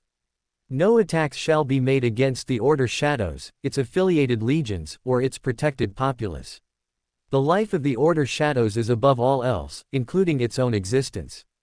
The collar closed at the sentient machine's nape, engraved with a golden seal. Wilshire, the senior notary standing on the right, followed the Black Emperor's gaze. I wrote the contract, notarized it, and hung it around the sentient machine's neck to ensure they are bound. Even demigods who violate a contract, notarized by a Sequence 6 notary would pay a considerable price. Although the notarization ability of a Sequence 5 Priest of Light has not undergone a qualitative change, it has significantly improved. Nimrod speculated that even overseers at the Sequence 4 main material level could not violate it. The Lord of Light and I discussed that hanging the contract around the neck is the safest, Master of Ordnance Gabriel added. I will add protection to this area in subsequent improved models. Keep up the good work. I hope to see them in actual combat in 9 years. Nimrod hoped to test the practical effectiveness of the sentient machines in the Arc Fringe Cluster campaign. This would allow enough time to make targeted adjustments to problems exposed in actual combat. The Avean, especially their elite Shrike Knights, are comparable to the Astartes and are qualified touchstones. The Space Wolves and Word Bearers encountered significant difficulties and sought assistance from the Thousand Sons. It took the combined efforts of the 3 legions to achieve victory. Gabriel and Wilshire responded in unison, "Your will be done." Chapter 800. Dark Angels, First Master. I will resist Lionel Johnson, resist the misfortune he brought upon us. 987. M30. Caliban, the homeworld of the Dark Angels. Marier Astellan, the former chapter master of the First Battle Group and First Master of the Order, stood at the foot of the towering walls of Aeogilic. He hailed from the plains of the Seban province region, where he witnessed a brutal massacre when his homeland was conquered by the Thunder Warriors. The Emperor recruited the first 5,000 Astartes from the Seban province, and he was one of them. They were incorporated into the Sol Astartes Legion during the Unification Wars, fighting alongside the Emperor. Marier's early life saw a rapid advancement. In just 14 years, he grew from a commander leading 10 men to overseeing an entire warband. But his life took a sharp turn for the worse after the appearance of Lionel Johnson, known as the Gene Father. His body was still in its prime, yet he was exiled just as the Great Crusade was flourishing, watching his juniors rise one by one. Ezekiel Abaddon of the Luna Wolves, Sigismund of the Imperial Fists, Ladoran of the Blood Angels, Howard Fend and Bukayo Arshaven of the Order Shadows. He had committed no error, yet he suffered exile. Chapter Master. Captain Melian, also clad in armor from the Old Terra era. Its former chapter master, my rank has not yet been restored, Marier corrected. I summoned you here to discuss the matter you wished to talk about privately. Chapter Master, Melian did not change his address, the Calibanites. Marier no longer tried to correct the stubborn Captain Melian. There are no Terrans or Calibanites now, we are all Dark Angels. That's exactly what I'm saying. Why does Luther still retain the superfluous position of Lord Cypher? Melian retorted. Luther rebuilt the order after returning from the Randan War. When young recruits are trained and take their vows of dedication, not a single word mentions the Emperor and the Lionel Johnson, they swear to become knights. Are you accusing Lord Luther? Marier glanced at the majestic fortress. Unlike most of Caliban, which had been reshaped by the technological miracles he brought to Caliban by following the Emperor, this fortress remained different. It still used infrastructure and systems left over from the Dark Age of technology. Throughout the Imperium, it was more often called the Rock than Aeogilic. Ancient technological relics in the caves beneath the rock fortress, the low Gothic architectural Angel's Tower, created energy shields to protect it from giant beasts during the long night. Be careful, Melian. Luther is already Grand Master, his status is second only to the Lionel Johnson. He has undisputed authority, and his decisions are legitimate. Luther has long fallen out of favor, just like us. Melian curled his lip in disdain. Koz Wayne, his tone barely concealed his jealousy, and librarian Zahariel's cousin, Chaplain Nemile, are both more favored by the Lionel Johnson than he is. Luther isn't the problem, we know how to isolate him and bring him down. The others are the problem, the new recruits and those loyal to Luther. Bendrag, he abandoned the glory of his former legion master and colluded with Luther and Zahariel. Marier Astellan gazed at Captain Melian. Do you really think we can do it? I'm certain, Melian said with conviction. If a former chapter master, appointed by the Emperor and highly respected in the Old Legion, could become our leader, it would greatly benefit our cause. Chapter Master, your reputation can rally the Terrans of Caliban. Your experience will guide our actions. Marier pondered for a moment, then it's settled. I need you to convene a gathering, not of everyone, but only the officers who command their respective forces. Melian dropped to his knees with a thud. My lord, as you wish. I sincerely thank you for your participation. We are facing difficult times, but with your leadership, we will get the Legion back on track. Marrier watched Melian's retreating figure until he completely disappeared from sight before turning and walking towards the rock fortress. As the last rays of Caliban's sunset vanished, Marrier Astellan appeared outside the Grand Master's private chambers. He said to the two warriors at the console outside the door, "I need to see Lord Luther." "Come in." A low voice came from upstairs. Marrier walked up the stairwell and gently pushed the wooden door. It was a remnant of Caliban's old era. The hinges creaked, and Marrier entered the Grand Master's room. Luther stood by the window, gazing at the low towers and halls south of the rock. Before the apothecary enhanced him, he was considered tall among mortals, with a thick neck and broad shoulders. But he was too old, and his physique was not comparable to those dark angels who had undergone full modification. Everything changed when Luther returned to Caliban. His current body now rivaled any dark angel. He wore the Saturn pattern Terminator prototype gifted by Lord Nimrod, his mighty physique completely obscuring himself. Luther scrutinized Marrier Astellan. "Astellan, what is your business?" "My lord, a conspiracy against you is brewing on Caliban. To my knowledge, Captain Melian and the suspended chapter master Nereids are currently involved in the plot. There are dungeons beneath the rock, but I suggest you dig some spares." Luther stared intently at Astellan, unmoving. "You are a Terran, and your disdain for Caliban and its people is well known. Tell me, what is your purpose in informing me of this conspiracy? Have you seen that this rebellion is doomed to fail? Do you want to curry favor with the winner before the outcome? Do you want to regain command of the military?" Luther fired a rapid series of questions. "What do you want?" "My lord, my reason for supporting you is simple," Marrier Astellan said calmly. "I don't know what happened between you and the Lionel Johnson, but I can see that you no longer pursue his goals. I have also seen your power." Luther, the Baron of Corruption, clenched his fist, his gauntlet clanking. "Power. Indeed, when the Emperor slaughtered my people, I felt no sorrow," Marrier Astellan said frankly. "I understand that the use of power can be justice, even if it brings misfortune. Resistance is meaningless, and meaningless actions lead to destruction. When I was absorbed into the Legion, I became an aspect of power, a participant in the use of power." His eyes gleamed. "Now I see a new power rising, and it is equally futile to blame it. You have brought the opportunity for resistance." Marrier's eyes were deep. "Everything the First Legion has encountered since we discovered your world stems from his erroneous influence. I will resist Lionel Johnson, resist the misfortune he brought upon us. I will pledge allegiance to a more fitting commander, and that is you."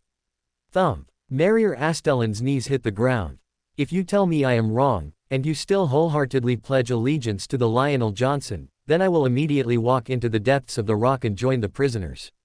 Luther's silence tormented Marrier Astellan's soul for 10 long seconds. Thump. A warhammer landed in front of him, and a large hand supported him. "Chapter Master Marrier, you are reinstated." Luther's face was gentle, subtly closing the distance by using his intimate first name instead of his estranged surname from moments ago. "Of course, after I deal with the traitors." Marrier let out a long breath. "As you wish, I will draw out all the conspirators." Luther watched the wooden door gently close. "Everything. Unfortunately, you cannot." He always remembered Seraphax and Bella, who lurked in the darkness and stole the archives of the Sirius Knights. They prevented him from completing the Black Emperor's oracle. Luther opened the internal communicator and, on an encrypted channel, contacted the trustworthy Zahariel and Urian Bendrag. "They are about to act. Marrier just reported to me, but his loyalty is still uncertain. While I'm away, you two keep a close eye on Melian and Nereids." "I have been watching them from the darkness," the veteran nightmare Zahariel said with a deep tone. "Rest assured." The voice of Justice Urian rang out. "They think they are hidden, but they don't know they are always within my sight." After Luther hung up the communicator, he walked into the inner room. While a servitor helped him remove his armor, he looked at the Order Shadows cloaked in black. "I am ready." The faceless of the Order Shadows' 12th battle group, his skin rapidly dried and cracked. "The shadow pattern Stormbird is ready for you." The faceless spoke in the same low voice as Luther, the artificially enhanced bulging veins on his neck identical. Luther looked at the Order Shadows, who was identical to him, and nodded. "The power bestowed by my lord is strange and terrifying, it actually made him exactly like me." Chapter 801. a partially assembled legion, already exceeding the forces deployed by 3 legions. Nation of Disorder, the third layer of space. Nimrod picked up the glowing triangular pyramid, information about Helios flashing through his mind. The Helios star system is located in the Arc Fringe cluster, which consists of 6 star systems. The Arc Fringe cluster was much smaller than the Cyclops star cluster region in the colonized New District, the latter of which encompassed over 100 star systems. The many worlds within this cluster originated from a diverse genetic baseline. They had been isolated from the human race for thousands of years, and while their genomes showed significant differences from the prototype, they remained within acceptable limits. The many worlds of the 6 star systems were connected to each other through trade corridors and shared a defense network. The star system where Helios is located is a binary system, inhabited by the Avian. Nimrod had long since planned to have the Barons of Corruption, of Sequence 6 collectively advance to Mentors of Disorder, before the Great Birthday Celebration. The civilizations of the Arc Fringe cluster had developed for thousands of years, satisfying the 1100-year requirement for the advancement ritual. Aside from Zadkiel, chapter master of the Scions of the Quill, of the Word Bearers, who had previously advanced on the homeworld of the Jingyuan Federation, he did not summon Balsa Kuturi, who had already advanced to chief librarian of the Raven Guard. He did not wish to get too close to Balsa, lest it influence Malkador's future selection of him as Argon, the founding Grand Master of the Grey Knights.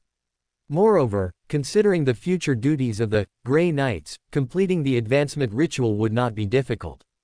A total of 20 people were advancing this time, aside from Luther, the Deputy Commander-in-Chief of the Dark Angels, and Grand Master of the Order. The rest were high-ranking commanders of the 11th Battle Group. This included 18 people, such as Chapter Master Pelkashelny, 1st Company Captain Gibbs, 2nd Company Commander Kirkland, and 3rd Company Commander Chambers. The Arc Cluster would not only allow the Barons of Corruption to complete their advancement rituals, the libraries of the Shrike and the Phoenix Court on the planet Helios also held immense value. The swift speed of the Snowfield Shrike was difficult even for Azek Ariman, a top-tier psyker in the field of prophecy, to deal with perfectly. Its beak could easily pierce the power armor of the Thousand Suns, scarab terminators like a knife through tofu, making it highly likely to be a potion material. The books of the Phoenix Court had even caused Magnus, who had read the crystallized wisdom of many civilizations during the Great Crusade, to marvel. A vast amount of information, which could be called an in-depth understanding of Helios and the Avian, flashed through Nimrod's mind, and he then chanted silently in his heart. The star map from Carium Gate to Helios. After chanting it 11 times, he reached out and tossed the dice of prophecy in his hand. After the triangular pyramid tumbled several times in the air, the moment it fell into Nimrod's open hand, it projected a glowing star map. He released the triangular pyramid, then with a flick of his wrist, a dull data crystal appeared out of thin air. The Primarch injected psychic energy, and as the flow of information grew richer, the data crystal grew increasingly bright. Nimrod took a step forward and returned to the real world. Holding the data crystal, he walked out of his office and arrived at the Primarch's palace.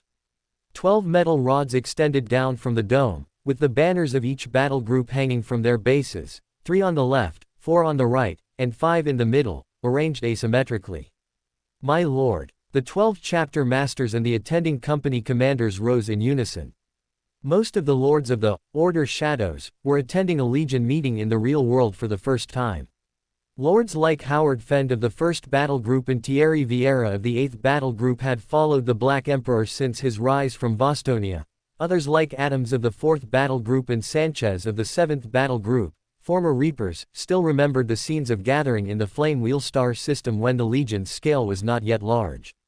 At that time, Lord Wilshire of the 2nd Battle Group, Flamini of the 6th Battle Group, and William Wood of the 12th Battle Group had not yet become Order Shadows.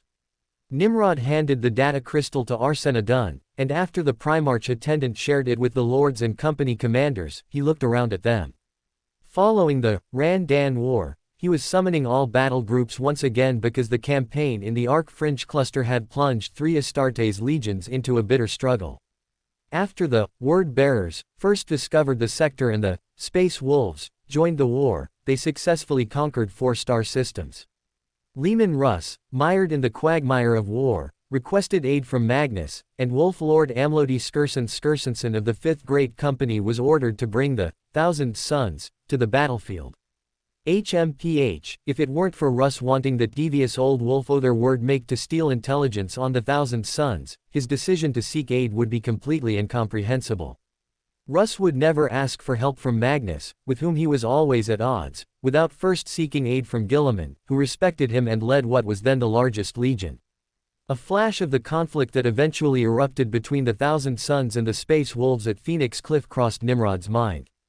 The Thousand Sons, protecting the library from being burned by the wolves, used psychic power to tear apart the Fenrisian wolves charging their lines. Thousand Sons and Space Wolves stood face to face, shoving one another.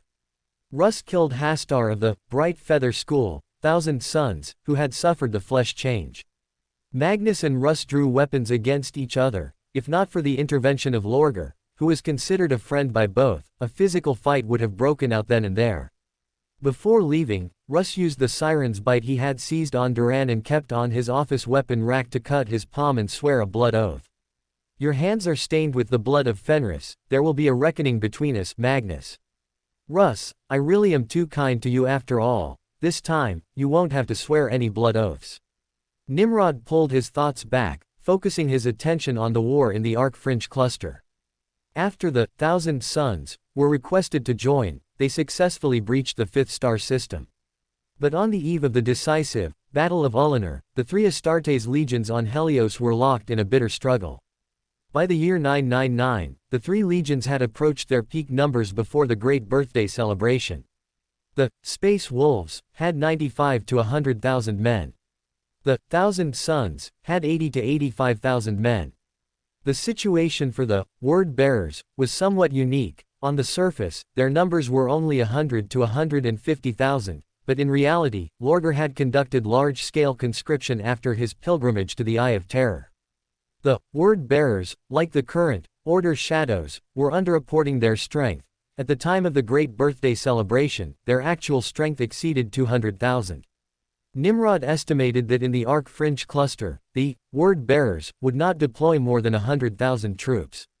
Considering other conflicts, such as the war with the Jingyuan Federation that the Third Great Company would have been conducting at the time, he estimated that the three legions had deployed roughly 230,000 men in the Arc Fringe cluster, yet they were still struggling on Helios.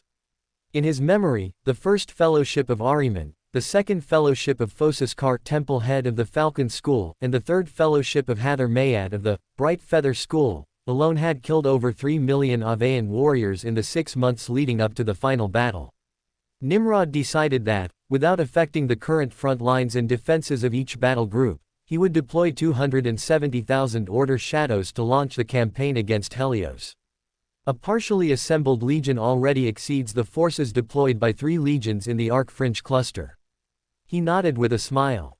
Seeing that the chapter masters and the participating company commanders had finished reviewing the information, Nimrod turned his gaze toward the Barons of Corruption of the 11th Battle Group. In this campaign, we will not only secure the entire cluster, but we also have special objectives. I will entrust the warfare of 5-star systems to the 11th Battle Group. You are to scout intelligence on each world, and then plan and lead the wars of conquest. After concluding the war council, Nimrod returned to his office. Luther, clad in black robes with a crystal mask over his face, was already waiting by the door. My lord. Nimrod nodded, walked back to his desk, and after sitting down, listened to Luther's report. Marier Astellan, that is how he spoke to me. Nimrod nodded slightly. Marier's words awakened his memories. The words are similar to what I remember Marier saying, but the timing is different. I recall it should have been around the Great Birthday celebration when astropathic communication was failing. However, Marier is indeed someone who knows how to adapt to circumstances and who hates lying. The external power displayed by the Barons of Corruption is more obvious than that of Luther, whose appearance hadn't changed significantly back then, so it's not surprising he surrendered early. He thought of the organizer of the conspiracy Luther had just mentioned and gave his instructions. I will bestow power upon you shortly. Once you return to Caliban, attempt to win over Melian and Nereides. Luther's eyes sparkled, and he knelt on one knee in excitement. As you wish. Chapter 802, The New Translator Using Nephilim Technology. The Arc Fringe Cluster, with no official designation, only had the Internal Order Shadows Code of World the 11th of November 57. It was the 57th world discovered by the 11th Battle Group. 3rd Company Captain Kirkland, clad in a black hooded robe, walked through the swamp. Before landing, he had checked the Augur Matrix scan report on his data slate, knowing that 74% of this world's surface was covered in swamp, with life signals scattered throughout the area. Chambers' mind flashed to the key information mentioned in the data distributed by the Black Emperor. The many worlds of 6-star systems were connected to each other by trade corridors. To fulfill my lord's command, I must start from trade. As he pondered, his lemon's ear twitched slightly, guiding him forward toward the rumbling sound. The mechanical roar gradually became clearer, and Chambers stopped. He stood and watched as two machines extended their mechanical arms, swinging circular saws that buzzed as they cut through the outer layer of the gray-white trees. Then, mechanical tubes extended from a fire truck-shaped tanker, striking the gray-white trees. Chambers' eyes narrowed, watching as slender white hoses were continuously filled. They're not collecting wood, but sap. Chambers quietly retreated a kilometer, arriving before a tree that would take 3 Astartes to encircle. He raised his right hand. Bang! His large hand plunged into the trunk, and with a series of cracking sounds, splinters flew. Chambers felt a chill at his fingertips as he withdrew his arm, bringing out droplets of gray liquid. He stared at the gray liquid splattered on the ground and flowing out, which covered the surroundings with a thin mist. Natural coolant. Chambers gazed at the liquid, thoughtfully heading in the direction where he had encountered the locals earlier, gradually forming a plan in his mind. He followed the collection team, tracking them all the way to their settlement. Chambers circled the settlement from a distance, observing the camp.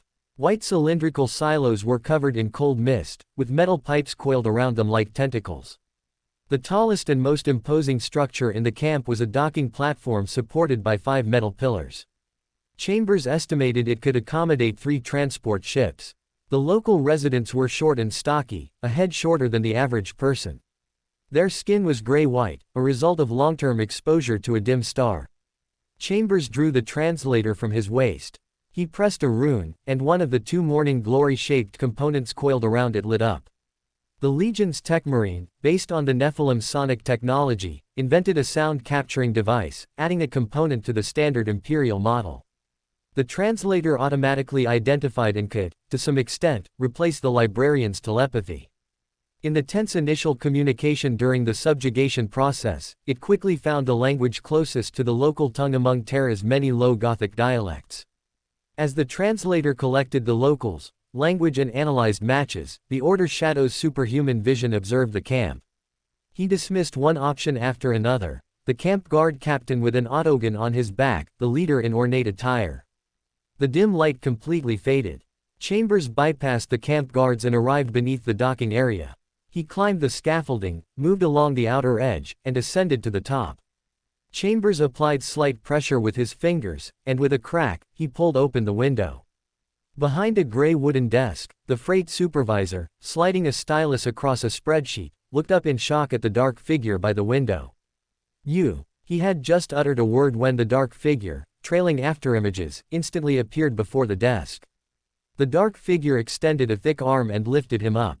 Chambers raised his hand and pressed the translator hanging at his throat. The rune flashed with light, and he spoke without sound.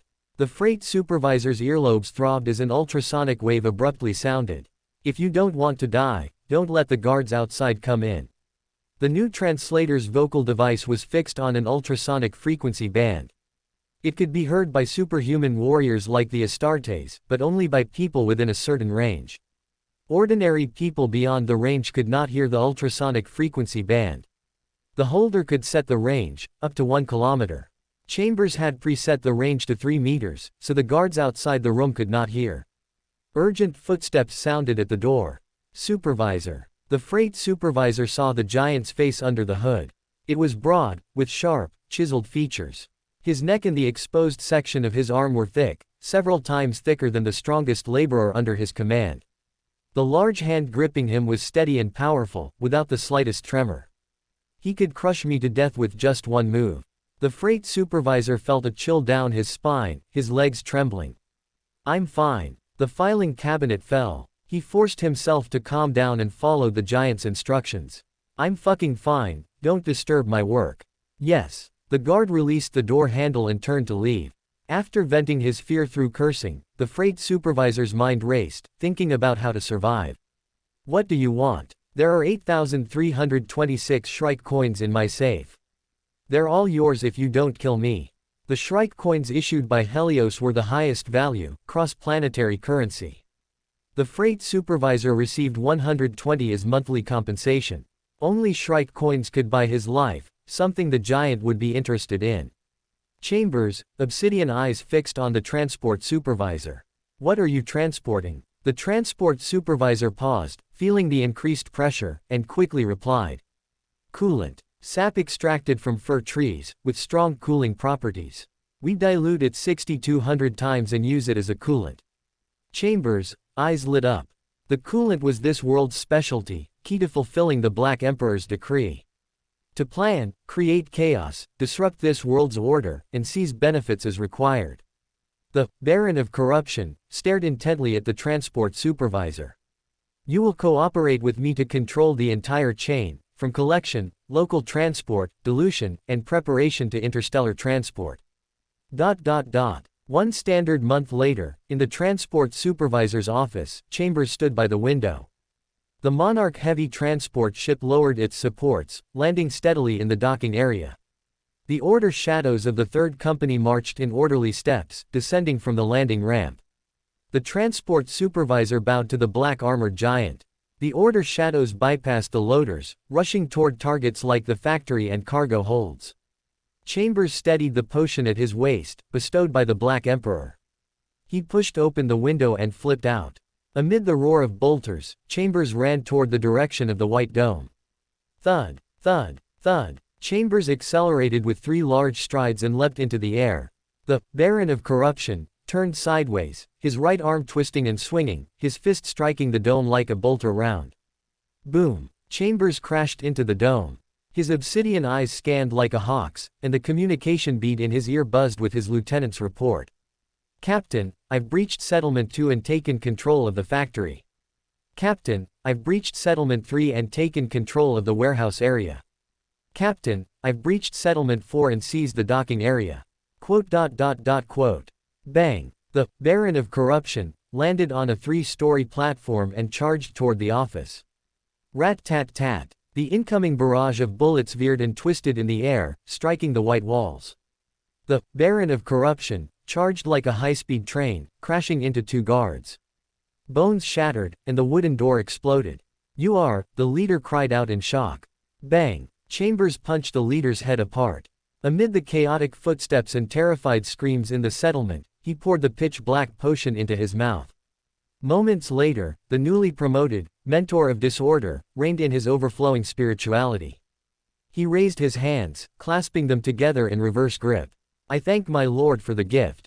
He released his hands, opened the communicator, and issued an order on the company's command channel. Secure the situation, restore order.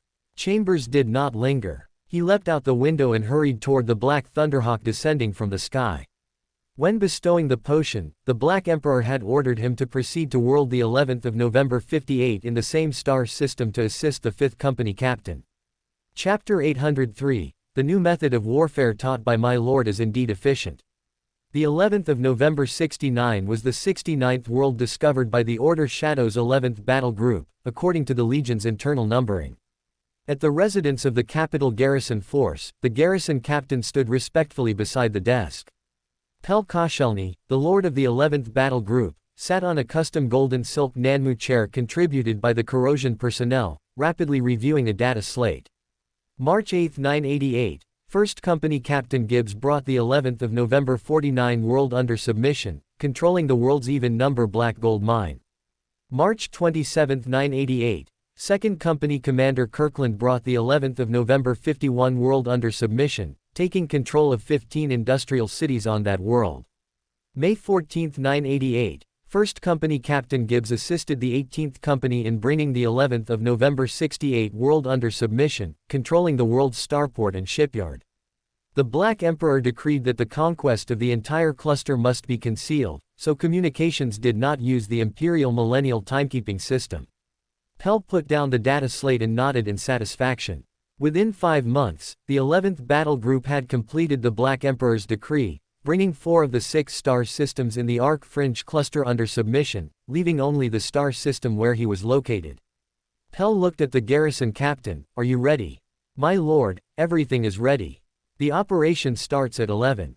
Pell commanded. The 11th of November 69 world had a rotation period of 13 local hours, and 11 o'clock corresponded to the second working hour of the Vostonia Yikai shift. 11 o'clock was both his offering to the Black Emperor and the time when the locals were most relaxed. The locals, especially the military nobility, had strictly adhered to a rigorous schedule for 4,800 years. They and the soldiers would conduct their third military training session of the day at 9, followed by a meal at 10. At 11, the soldiers would fall asleep, and nobles not on duty in the military would return to their castles. After the garrison captain left, Pell took the sonic array communicator from his waist and spoke in Vostonian. "Dementiva, the operation starts at 11. Pell remembered the Black Emperor's teachings on Terra, and he had since been exploring coordination with the assassin team in the darkness. Initially, it involved experimental application by a few individuals, then participation by a dozen, and finally assistance from dozens. This cooperation ranged from assassinating high-ranking enemy officers to providing crucial intelligence, sparking riots, and now controlling the enemy leadership. Pell read all related battle reports but could not determine the exact scale of the assassin force in the darkness. He could only vaguely judge, based on the results they achieved and the few traces left behind, that the assassins they deployed were more capable and numerous.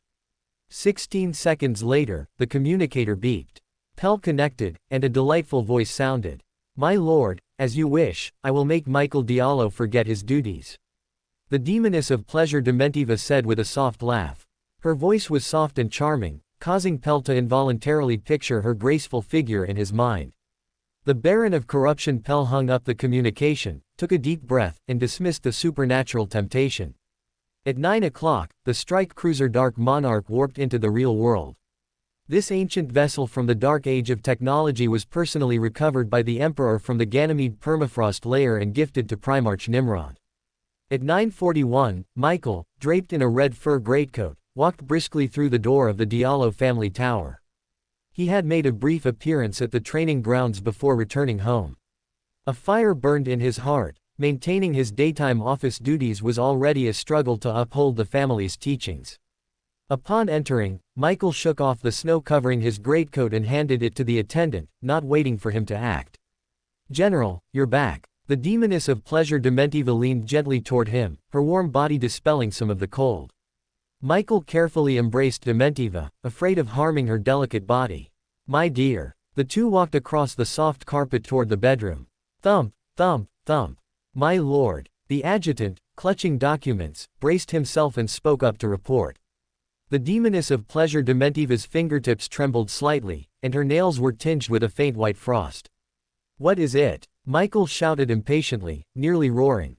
"My lord, a report came from the starport. A warship has entered orbit." The adjutant quickly reported. The keel signal identifies it as an Ernest-class battleship. Michael's tense body immediately relaxed. "Don't bother me with things like this in the future." The adjutant looked at the general, and scenes from the past 20 years flashed through his mind. Michael was no longer the meticulous, hands-on general he used to be. Smelling the dizzying rose-scented perfume, he restrained himself from glancing toward the woman. He did not want the general to think he coveted his woman. Soft moonlight scattered upon the Diallo family's high tower, and a meteor shower streaked across the night sky. Urgent alarms blared, and the adjutant quickly ran toward Lord Michael's bedroom. Bang, bang, bang. He knocked on the door, but there was neither the expected angry shouting nor any sounds that would cause embarrassment. The adjutant frowned, his hand reaching for his waist. Just as his hand touched his pistol, his fingers were entangled by something.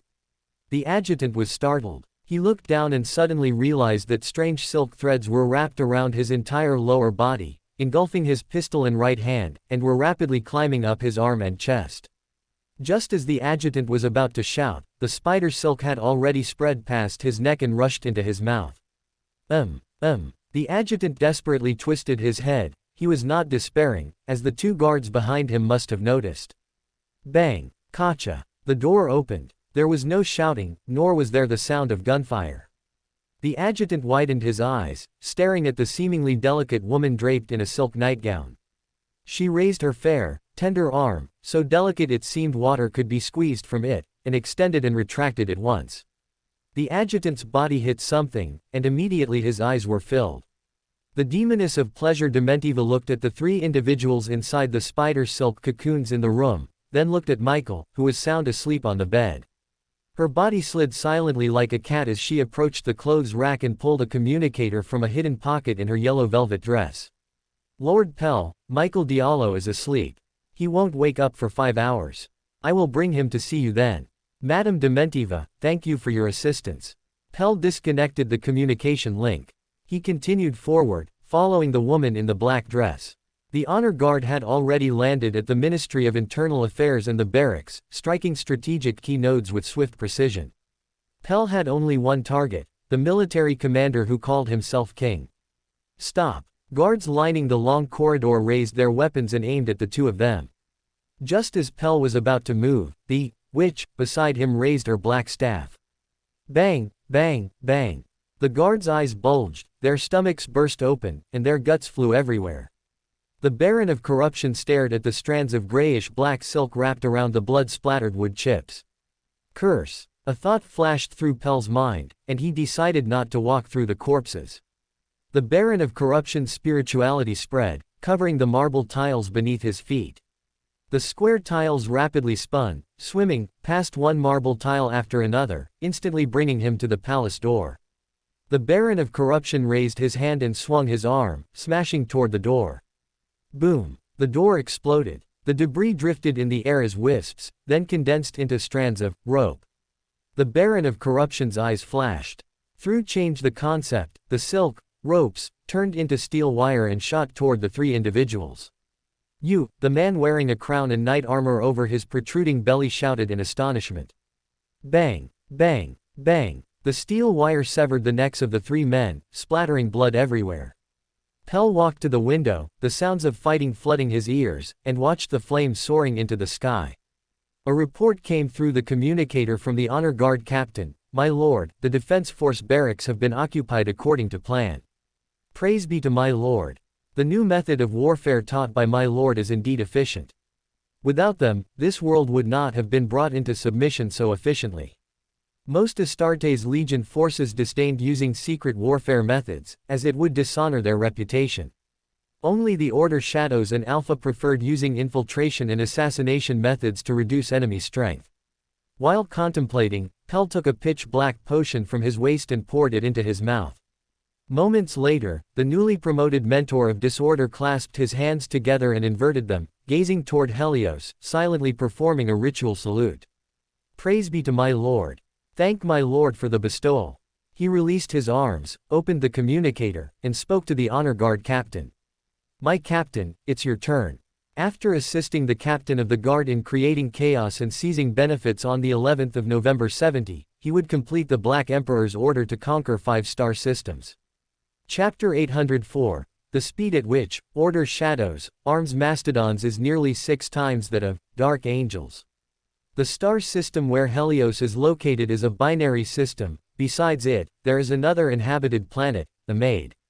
Unlike the mountainous world of the Avian, Helios, a Maid is classified topographically as a grassland world.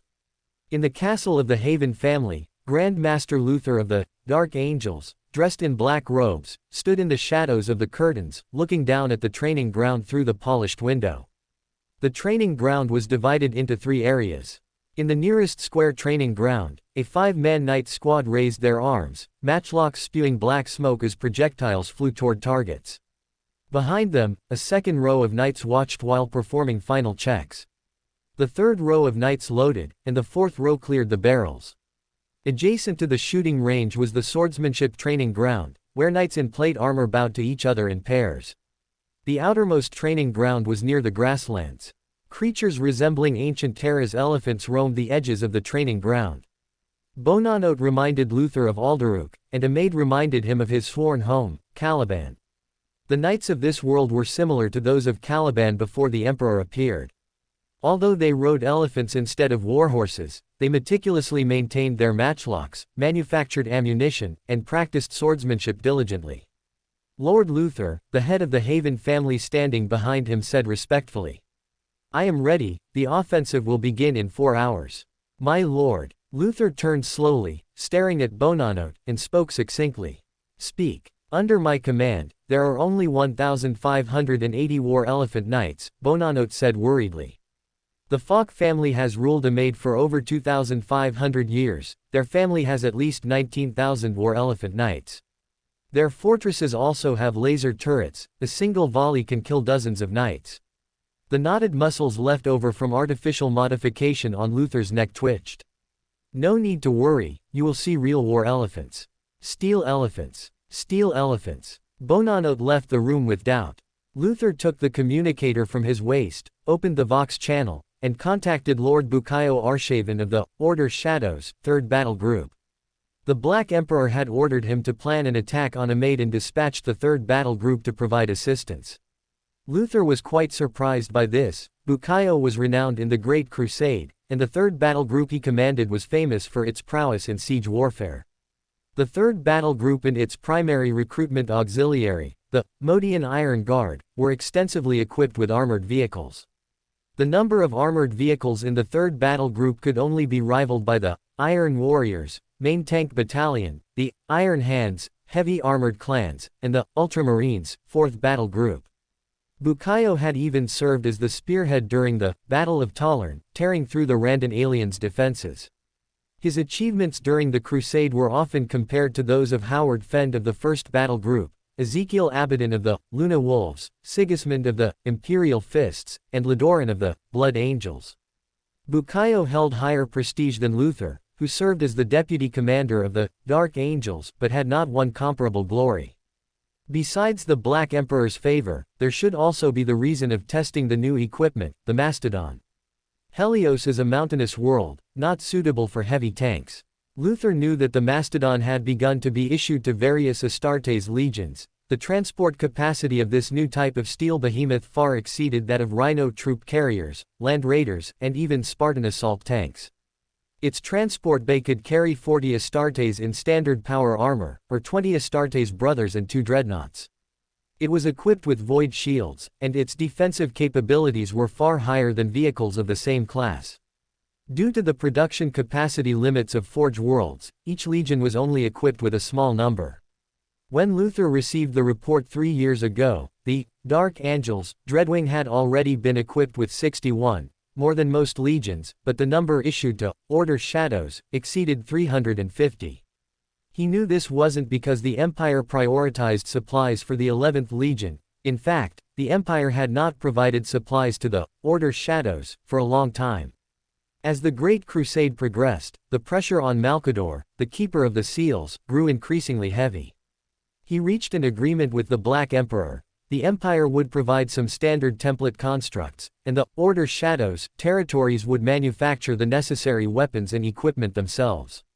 The Ultramarines, with their 500 worlds, the Iron Hands, with their close ties to Mars, and the Iron Warriors, and Salamanders, who excelled in manufacturing, also self-supplied to varying degrees, but none on the scale of the Order Shadows.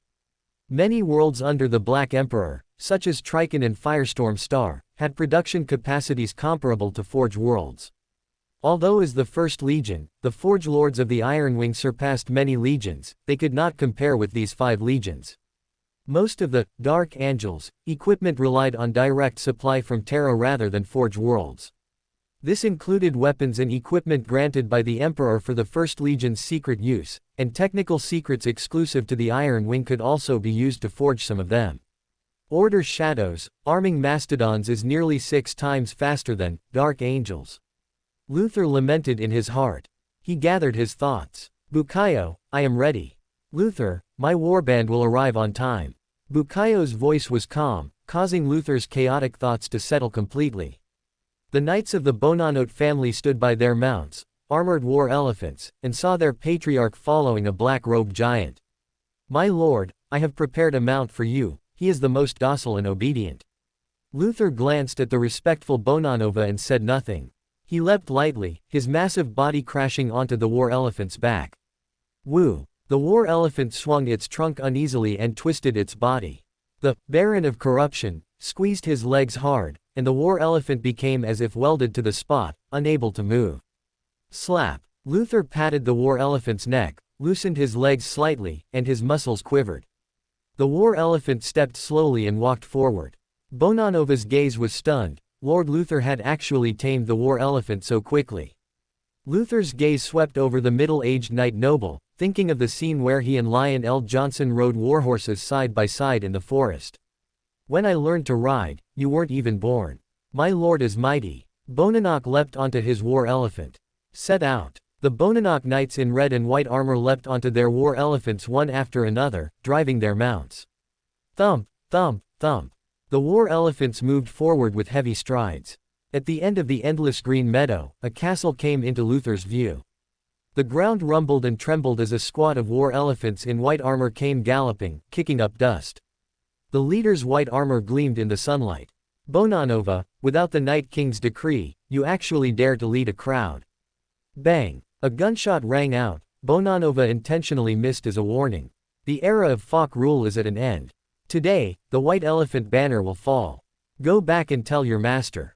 The white-armored war elephant knight looked at the approaching red and white elephants, snorted, and turned his elephant around. The red and white banner will be crushed into pieces. He crossed his arms and signaled to the castle.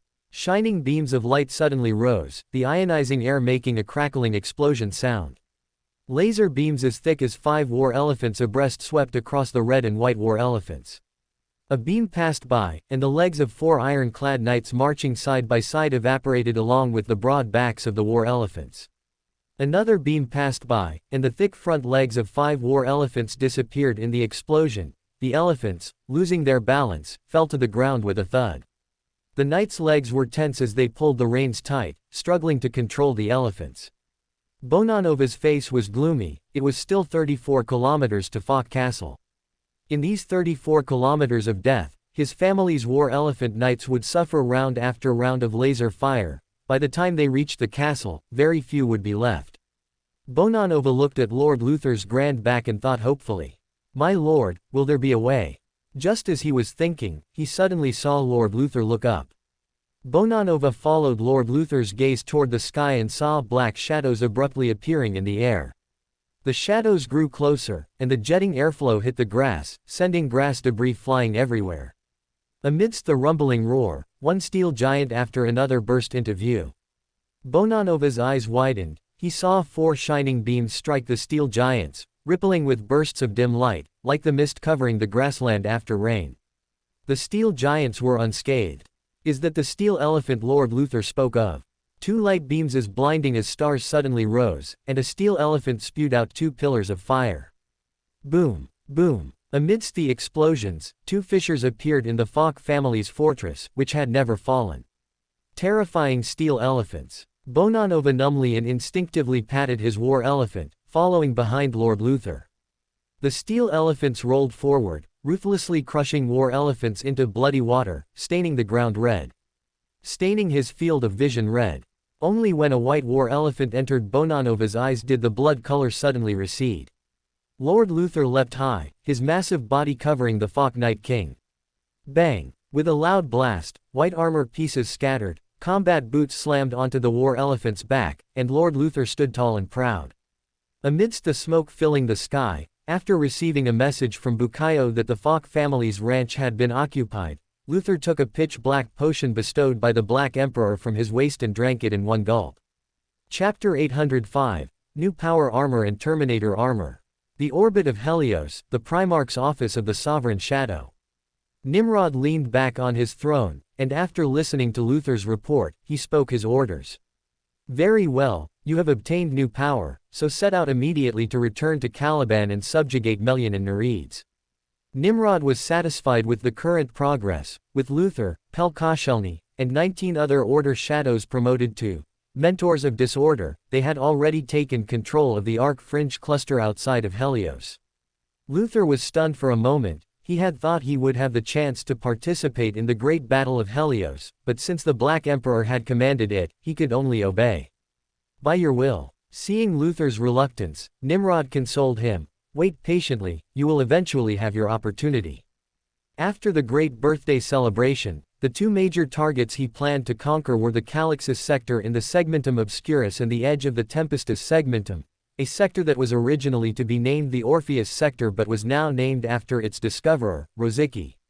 Seraphax lurks in the shadows. I believe you do not wish for your home to be lost. He had always suspected that Tzeentch was the driving force behind the tearing of Caliban and Seraphax's plan 10,000 years later. The demons that appeared when Caliban shattered had the distinct, ever-changing characteristics of the Tzeentch faction.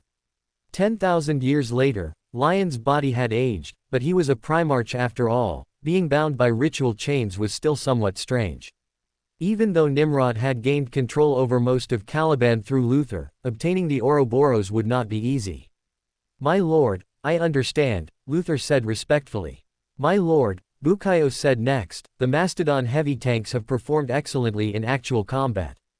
2 sets of void shield generators, supported by a Nemesis-class reactor, can defend against strikes from weapons like lascannons. Nimrod nodded. Although Malkador had dumped the supply pressure onto him, the Order Shadows had gained a complete STC because of it and could continue production in the future. The Mastodon was a prime example of this benefit. During the period of the Great Crusade, because they possessed the complete STC, each legion was equipped with varying numbers of Mastodons. Vulcan had deployed 150 vehicles at once during the Battle of Karaten, transporting all 6,000 Salamanders warriors involved in the battle. But the damage caused by the Great Birthday celebration led to the loss of many STCs, the Mastodon being one of them. During the Great Birthday celebration, the legions deployed nearly all their Mastodons in an attempt to gain an advantage, which resulted in most of them being destroyed in the war.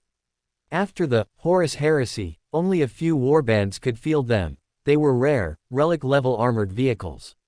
Standing before the cogitator, Forge Lord Rosicky Czech followed by saying, I will work closely with Gabriel and Wojciech to help the Legion equip the Mastodons. He then activated the holographic projection device, projecting a holographic image of the armor. Nimrod leaned back comfortably on his throne, watching the holographic image with interest. It already displayed the typical characteristics of power armor from the 41st millennium. It abandoned independent adjacent armor plates in favor of a larger, inflexible armor shell, replaced by flexible joints. My lord, the Mechanicum has already designed a completely new model of power armor, Rosicky introduced to the Black Emperor and the 11 Warband Lords. The Lord of the 11th Battle Group, Pel Koscielny, was busy with matters in the other 5-star systems of the Arc Fringe cluster. Compared to the Marquis Crusade pattern, the flexibility of the independent arm and thigh sections of the new power armor is slightly reduced, but the overall mobility has benefited from the Aureus technology we provided. The armor's weight is reduced, making the overall mobility stronger. It is easier to produce and maintain than the Marquis, and the level of protection has not decreased. He operated the control staff, and the image zoomed into focus on the helmet. Mars has redesigned the helmet. It no longer needs to be fixed to the armor's neck plate and can move along with the wearer's head while maintaining an environmental seal. Nimrod nodded. He knew this advancement represented progress for the Martian tech priests in neural connectors, which was how they could achieve improved mobility while ensuring a stable tactical interface. Rosicky continued to rotate the power armor, revealing the back. The power cables for the armor's arms and chest have been moved to the exterior. It is the first set of armor to safely implement this feature. The use of new materials reduces the size and number of cables, and the backpack systems have been correspondingly miniaturized and made more efficient. Nimrod stared at the smaller backpack, its shape already approaching the future Mark 6 and 7 power armor. I have brought 58 sets of the new armor. Equip them to the 5th battle group to be tested in the battles on Helios. By your will. After receiving the order, the Forge Lord's right hand moved quickly across the cogitator. The holographic image vanished with a whoosh, and a completely new set of armor leapt out. While the Mechanicum was researching the new power armor, They also researched a new type of Terminator armor based on the Iron Riders, Rozicki introduced to everyone. It adopts the shoulder guard style of the Cataphractii and uses the design of the Contemptor Dreadnought for the upper body plate armor. Because they were developed alongside the new power armor, they are similar in technology and some components. Nimrod looked at the armor's highlighted head, arm bracers, gauntlets, and greaves, which were extremely similar to the new power armor from just now. The Mechanicum has named this model of armor the Tartaros pattern, derived from the realm of Hades in ancient Greek mythology. Rozicki continued his introduction. It will grant the enemy the greatest mercy, death. Just as in my memory, the Tartaros pattern and the Mark IV power armor were developed simultaneously at the end of the Great Crusade, sharing similar components. While Nimrod was thinking, Rozicki continued, there are 24 sets of the new Terminator armor on the forged ship. With the Tartaros pattern joining the armory, along with the Saturnine and Iron Riders, these three types can be specifically equipped to Legion officers. The criteria should be. After a moment's thought, Nimrod came up with a suitable standard. Physical enhancement and agility requirements. Different pathways provide different levels of physical enhancement. The door pathway doesn't even provide any physical improvement. Nimrod's gaze swept across the chapter masters one by one, finally landing on the 6th battle group's leader, Flamini.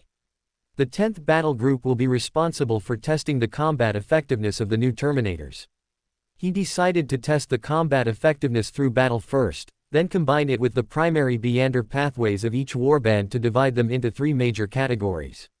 Nimrod's eyes were deep as the armor equipment plan for before the great birthday celebration gradually took shape in his mind. The Mark IV Maximus pattern will equip ordinary Order Shadows, replacing the Mark E Crusade pattern and Mark III pattern as the Legion's primary equipment. The 3 models of Terminators will serve as the primary equipment for captains, lieutenants, and the Honor Guard. Chapter Masters and Company Commanders will have custom designs by Malevalis, incorporating the growth and adaptive systems of the Lord Hunter suite. Librarians will be equipped with the portable servitors of the Squat Grimner Sage to control the use of psychic powers through both amplification and suppression. Chapter 806, Magnus, you have 3,000 Psychers piloting fighters, I also have a full Beander flight formation. After Nimrod arranged the testing for the new armor, Arsena Dunn walked toward the Cogitator, and the Primarch attendant and Forge Lord nodded to each other in greeting. Arsena, with silver hair as white as snow, raised his control staff, and a green holographic image of the planet was projected. The Legion's fleet has crushed the Avean fleet and is deploying in formation in Helios's orbit. Helios is a mountainous world. The Aveans' crow nests, including their Phoenix Court, are built within the high mountains, so orbital bombardment has limited effect. The difficulty the landing operation will face is the Aveans' powerful air force. Nimrod nodded slightly. He remembered the air forces of the Thousand Suns and Space Wolves, encountering Avean resistance. Azek Ahriman and the Thousand Suns from the 5 great schools boarded their fighters. Magnus himself served as the mind. The Black Raven School predicted the future, serving as his eyes and ears.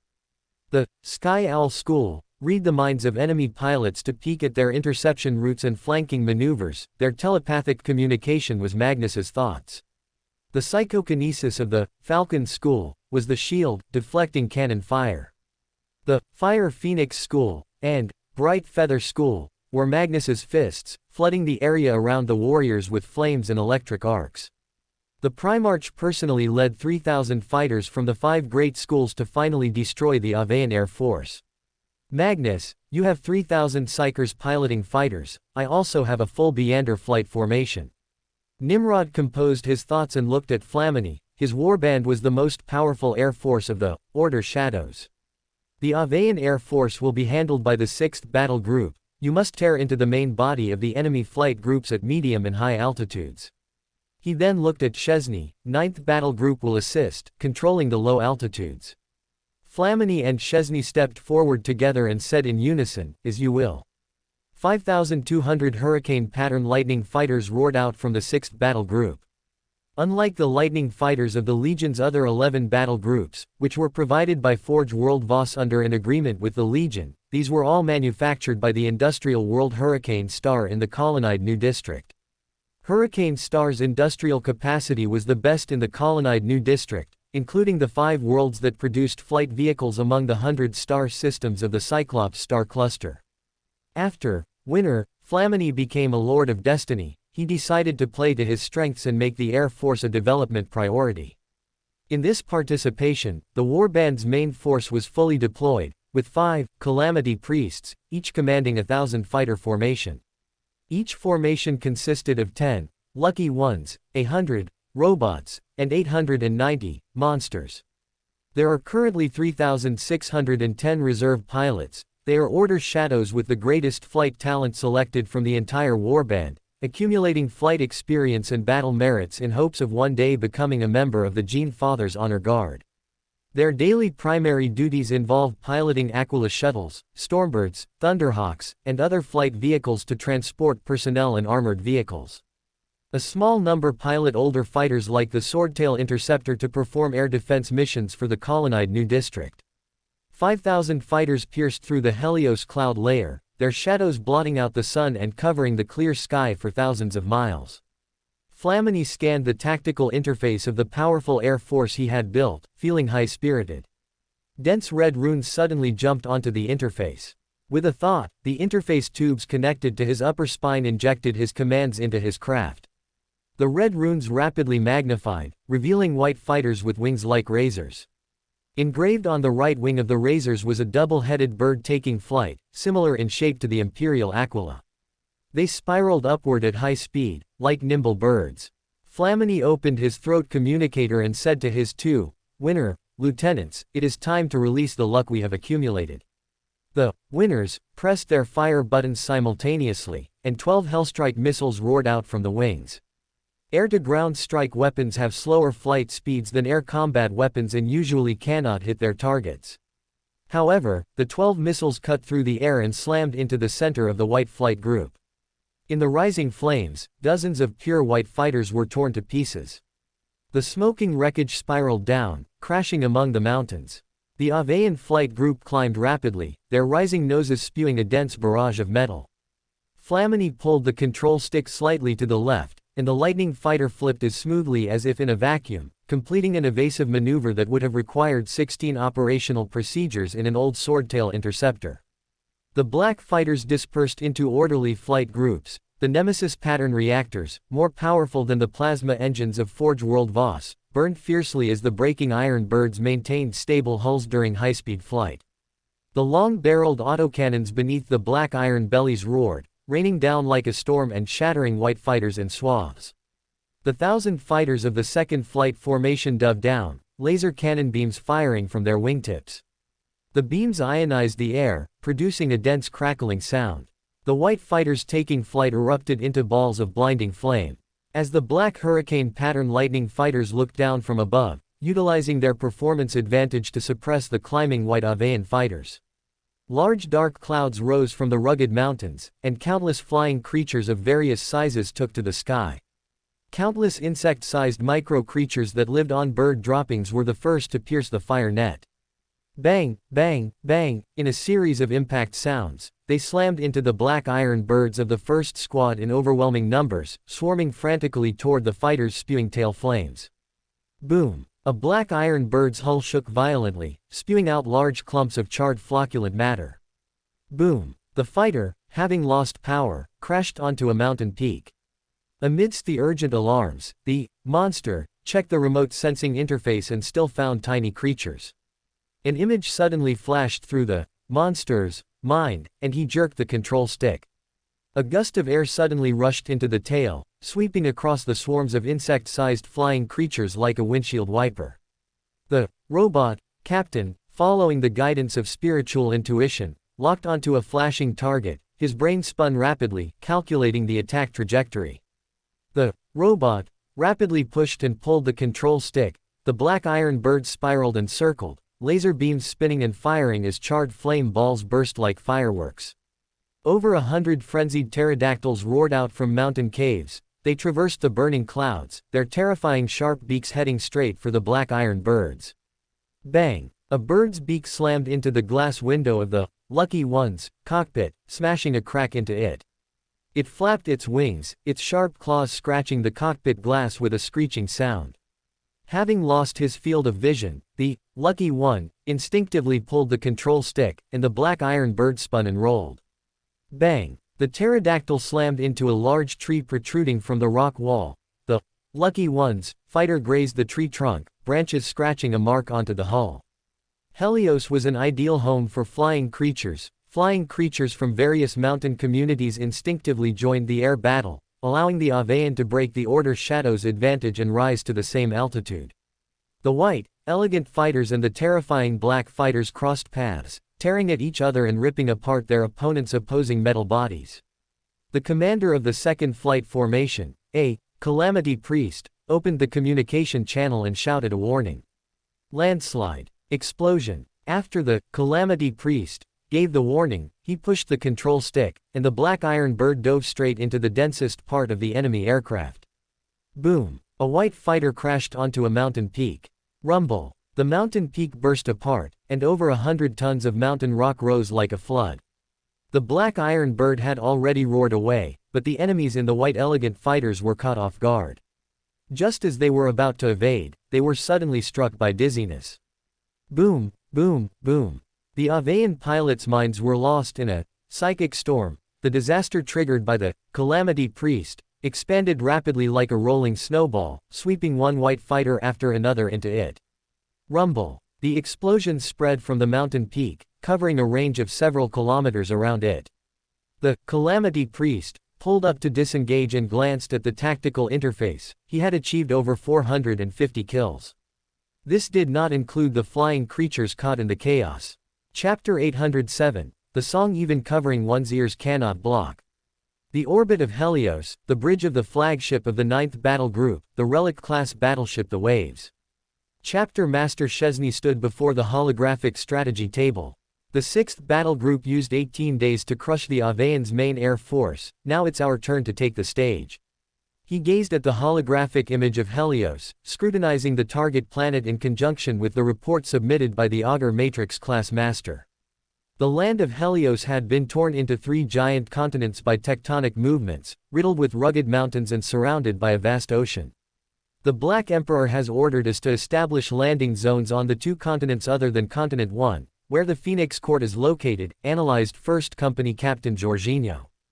With a tap of his finger, the image of the southern continent faded. We should fully utilize our advantages and land in the clifftop areas to break the stalemate. Chesney nodded in approval. I agree. I'll take Continent 2, you take Continent 3. Thousands of Stormbirds and Thunderhawks from the Firestorm Star flew out from the black ships painted with waves, diving downward. The Order Shadows did not favor Thunderhawks like the Ultramarines, nor Stormbirds like the Luna Wolves. They used a combination based on the difficulty of transport and airdrop. Jorginho looked through the narrow viewport and saw metal debris filling the air. Black fighters hunted elegant white fighters, dropping missiles onto mountain peaks, bombing anti-aircraft fire and the silver towers on the mountainsides. Circling winged crows and soaring scavenging vultures drifted over like dark, heavy clouds. Open the door, Jorginho ordered in a low voice. The warning light turned from red to green, and the door slid open. A flash of electricity surged in the eyes of the ocean songster, Jorginho, and a thick bolt of lightning struck out of thin air, crashing into the dark clouds. Charred bird carcasses fell in a rustling shower. Jorginho looked down, his gaze piercing through the clouds to see the boundless ocean, its azure color as clear as the sea cradle. Swoosh, swoosh, swoosh. Over 100 black and white figures burst into view. Elegant giant birds soared, aided by the surging updrafts. The turrets of the dozen or so Stormbirds on the periphery rotated, 4 twin-linked laser turrets sweeping with beams, and 3 twin-linked heavy bolter turrets spraying a barrage. The screeching giant birds plunged into the fire net, yet even the Astartes found it difficult to hit such swift targets. Jorginho had never seen such agile raptors. Their pure white bodies were like feathered giant snakes, their wings long and flexible, possessing high maneuverability. On the back of each giant bird sat 2 knights in light black armor, seated within flight saddles. One served as the rider, grasping rope loops like reins with both hands to control the giant bird's direction. The other was a sniper, raising an elegant firearm to shoot at the Stormbirds. The barrage struck the black metal hulls, leaving behind mottled marks. One giant bird struck with the speed of lightning, its sharp long beak piercing the metal hull like a spear and plunging into the chest of an Astartes pilot. Shrike Knights. They came like the wind, making the Stormbirds and Thunderhawks appear exceptionally clumsy as they chased them in vain. The Avian elites mentioned by the Black Emperor flashed through Jorginho's mind, and he opened the communication channel to give a reminder. Ascend into the Thelema mindset and block out all sound. After the ocean songster turned off his communicator, he suddenly spoke. A cacophonous and unpleasant song disturbed the air, causing over a dozen Shrike Knight snipers to pull their triggers in agitation.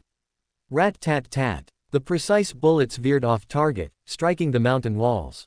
One Shrike rider irritably pulled the reins, causing the bird to slam into the cliff with a whistle. Bang! The Shrike rider's spine snapped, and the grow tumbled down among the rocks, its long beak piercing into the stone wall and carving a crack. With its long beak stuck in the stone wall, the grow flapped its wings in vain, beating against the rock face. The Shrike riders one after another covered their ears with their hands, trying to shut out the noise, leaving the direction of flight entirely to the Shrike's biological instincts. However, the irritating sound was not subject to physical barriers and continued to disturb their minds. The clamped legs of several riders went limp, and their bodies tilted. The rapport cultivated with their mounts over decades was broken, they were left disoriented and reeling. The Shrike's sharp talons lashed out wildly as they flew toward different targets in a chaotic mess. One rider was torn apart by the talons of an oncoming Shrike, and his own Shrike's razor wings shredded the light black armor of a sniper flying past. Dozens of Shrikes, driven by hunting instincts, attacked the black iron birds. The ocean songster, Jorginho's eyes shifted, his throat vibrated, and the chaotic, irritating sound suddenly changed, emitting the sound of thunder. Rumble. The Shrikes all froze at once, deterred by the singing of the ocean songster. After the Stormbirds and Thunderhawks briefly spiraled out of control, the pilots gradually filtered out the interference of the supernatural sound, allowing the flight vehicles to regain stability. The door of a Sokar-patterned Stormbird slid open, revealing the ready members of the Honor Guard. Swoosh, swoosh, swoosh. 50, wind-blessed, summoned fierce winds that swirled around their feet and bodies, supporting them. The wind-blessed glided rapidly, with a wave of their hands. Each person released thousands of thin, sharp wind blades. The cyan wind blades whistled toward their targets from all directions. Shrikes were torn asunder, and the limbs of the black armored knights exploded. White feathers scattered, black armor splintered, and flesh and blood flew everywhere. The ocean songster, Jorginho, watched the wind-blessed crush the Shrike Knights and slowly closed his mouth.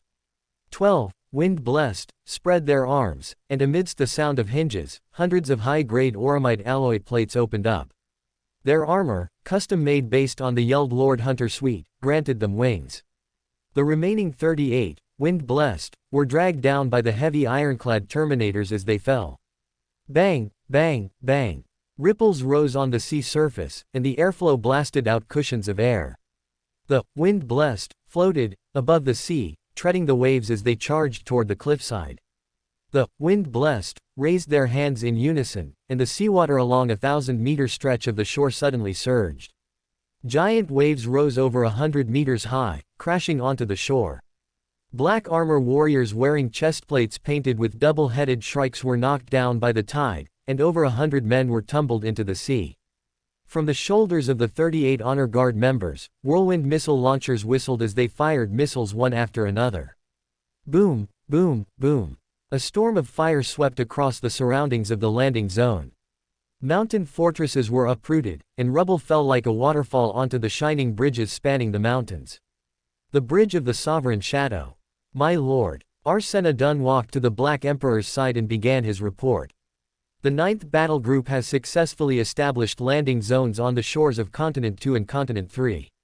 Nimrod nodded slightly. He stared at the life signals scanned by the Augur Matrix, marking 45 areas on each of the 2 continents. 90 Raven's Nests. The 8th Battle Group and the 2nd Battle Group will perform orbital drops to establish positions, acting as the anvil to wear down the Avian warriors. The 5th Battle Group and the 7th Battle Group will strike as the hammer to crush the enemy.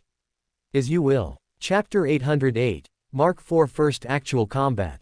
On Helios's second continent, the 8th Battle Group's first company launched an attack on Crow's Nest No. 4. The slender and tall Avean warriors were slightly taller than ordinary Order shadows. They had elegant physiques and delicate frames, yet their facial features were sharp and angular, much like the rugged mountains they inhabited. A warrior swung a longsword forged by a Kansei swordsmith at an Avean warrior of similar height. Amidst the clashing sounds, the warrior's shimmering blade parried the elegant longsword. The warrior quickly delivered a second strike, slashing against the lightweight black armor. The psionic blade bit open a gash. The warrior glanced at it, identifying that the reinforced fibers were similar in mechanism to Astarte's power armor. The warrior stomped his right foot forward, putting all his body weight onto the blade. Bang! The warrior bent the Avean warrior's slender blade, stepped out with his left foot, and swept his blade in a horizontal slash. The shimmering blade tore through the form-fitting black armor, cutting into the seemingly frail body. The warrior felt the blade meet slight resistance. He leaned in with extra force to finally shatter the Avean's tough bones. Amidst the heat of battle, 1st Company Captain Buka leapt out. The Guardian, wearing the Saturn pattern Terminator prototype, moved with a majestic frame as swift as the wind, even faster than the warriors, wearing Mark II Crusade pattern armor. The shimmering psionic blade in his right hand whirled, shattering lightweight black armor and flesh in a series of explosive booms. He easily raised his left arm, the plasma cannon rotating as it spat out streams of molten fire. Bang bang bang, shimmering green plasma streams engulfed one Avean warrior after another. Leading the charge, Buka cut through the enemy ranks and was the first to step onto the shimmering bridge spanning the mountains. Countless Avean warriors charged from all directions, surrounding the black armor warriors. Whoosh, whoosh, whoosh, 3 white figures whistled toward him, their sharp, long beaks thrusting at Buka's head and arms. Bang! The Guardian slammed his right knee to the ground, his longsword bathed in the light of dawn, rapidly growing into a sword of dawn. Rays of dawn light spilled out, covering the shimmering bridge. Bang bang bang! Over a dozen slender blades and shrike beaks capable of effortlessly piercing power armor struck repeatedly against a transparent wall, yet not a single edge touched the Guardian's massive frame. Buka stood up abruptly, the greatsword thrust into the ground blooming with dawn-like brilliance. They merged together, enveloping Guardian Buka's body before transforming into a storm of light that swept outward. Boom boom boom. Amidst a series of explosions, lightweight black armor splattered everywhere, fragments scattering along with mangled corpses. The shrikes were blown in half, their bodies crashing to the ground. The space around Buka cleared. He looked around to see countless Avean warriors pouring out from hundreds of silver towers on the mountainsides, charging toward the bridge connecting the peaks. The interior of Helios was a mountainous world. Transportation between the peaks relied on various birds, but even more so on interconnected bridges, especially for large-scale logistics. Defend. While the 1st Company warriors established a defensive line on the bridge, acting as an anvil to draw in the Avean warriors from the entire Hive City, 2 shadow-patterned stormbirds landed silently. Lord Santiago Borgkamp of the 5th Battle Group led 100 honor guards down the ramp. Santiago checked the Legion's tactical network, confirmed the status of the 8th Battle Group's 1st Company, and looked toward a mountain peak where the sounds of battle faintly echoed from the other side. Santiago, the first psionic artisan of the Order Shadows, took a self-crafted crystal ball from his waist and held it in his right palm. The veteran astrologer's obsidian eyes took in both the mountain peak before him and the crystal ball, which began to glow. The light rippled like water, revealing a deep, dark image. Inside the spacious mountain belly, 5 passages were connected. Tall Avans were rushing back and forth. Some held weapons high, while others dragged supplies. As expected, it's just as I thought. Santiago hung the crystal ball back on his waist. He deduced from the data provided by the Black Emperor that the Avans would carve out passages within every mountain peak to facilitate travel between the towers.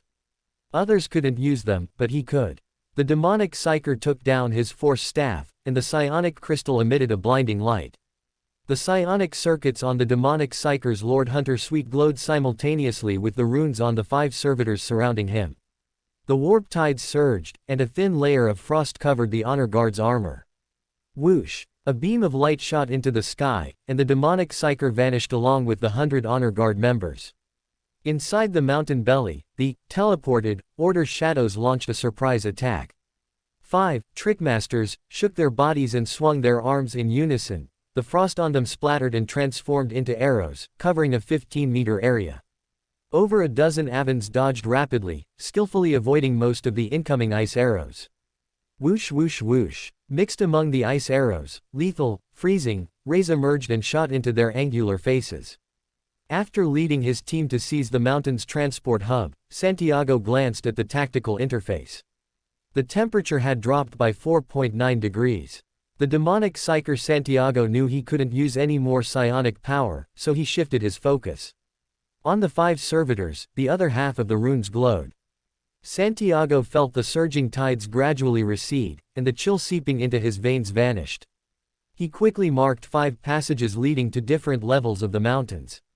Attack! Santiago rushed toward a horizontal passage with 5 servitors and 10 honor guards. The Avean passages were smooth and level, with no damp or moldy smell. A trickmaster waved his hands, and a black screen enveloped the entire passage. The Order shadows advanced silently, the hunter modules flashing in the servitors' vision. They raised their bedrock pattern bolters and fired a lethal barrage at the caught-off-guard Avean warriors. Amidst the roar, the squad moved forward. As the path suddenly widened, a shimmering silver light caught everyone's eyes. A tall silver tower stood ahead. Bang bang bang. The shimmering door fired a dense barrage. The Avens didn't know how the enemy had entered the passage without breaking through the front lines, but they realized they were under attack. A trickmaster suddenly raised his hand, and mist filled the air. Another trickmaster raised his hand, and a loud boom echoed out of thin air. Amidst the boom, the squad's only apprentice stepped forward and pressed his hand against the silver wall. A faint, blue, insubstantial door suddenly appeared on the wall. The trickmaster, who created the boom, was the first to pass through the blue door. He raised his left hand, whipping up a gale force wind at the entrance out of thin air. Amidst the whistling wind, the Avens were knocked off balance. The Order shadows raised their hands and fired a series of bolter rounds, clearing the area in front of the door amidst the roar. With a screech, a shrike circling the dome dove down like lightning. Its sharp beak, like a shimmering spear, pierced through a Mark II Crusade pattern power armor in one strike. The shrike's wings flapped, its claws scraping the floor as it lunged toward the door, attacking the intruding black armored knights. Whoosh! The sharp beak stabbed into the waist of a Mark IV power armor, only to get stuck. Blood stained the trickmaster's waist. He pressed his hand to the wound, and high-voltage electricity surged, traveling up the beak. The shock forced the shrike to instinctively pull away and retreat. Santiago, following the honor guard members into the silver tower, raised his Archiitect pistol. A beam extracted from the Guggendim star's radiation layer shot out, hitting the giant white bird. Bang! As flames rose, a red rune flashed on the tactical interface. The new Mark IV power armor is clearly superior in protection to the Mark II, one of my battle brothers survived. Its overall mobility is also better, making it very suitable for my warband. Santiago gathered his thoughts and led the honor guard forward, pushing open the silver tower's main door. The Order shadows raised their bedrock pattern bolters and sprayed the Avens with fire. Bang bang bang. The barrage swept across the Avens' rear, roaring as it mowed down the charging enemies in swaths. In the eyes of Scribe Santiago, an illusory, slowly turning book appeared, and dun language runes for I came, I saw, I recorded, rose up. Spears of blazing white whistled through the air, piercing through one Avean after another. Buka shattered an Avean warrior with one sword strike and suddenly felt the space before him clear. He looked down the passage and saw not a single Avean warrior. Buka looked toward the silver tower. It's the Star Lord. He raided this mountain peak and crushed the Avens from behind. For more thrilling fanfiction stories like this, check out my channel Fanfic Audiobook. Dive into epic adventures, mysterious realms, and legendary journeys brought to life through immersive storytelling. Don't forget to like, share, and subscribe for more amazing audiobooks.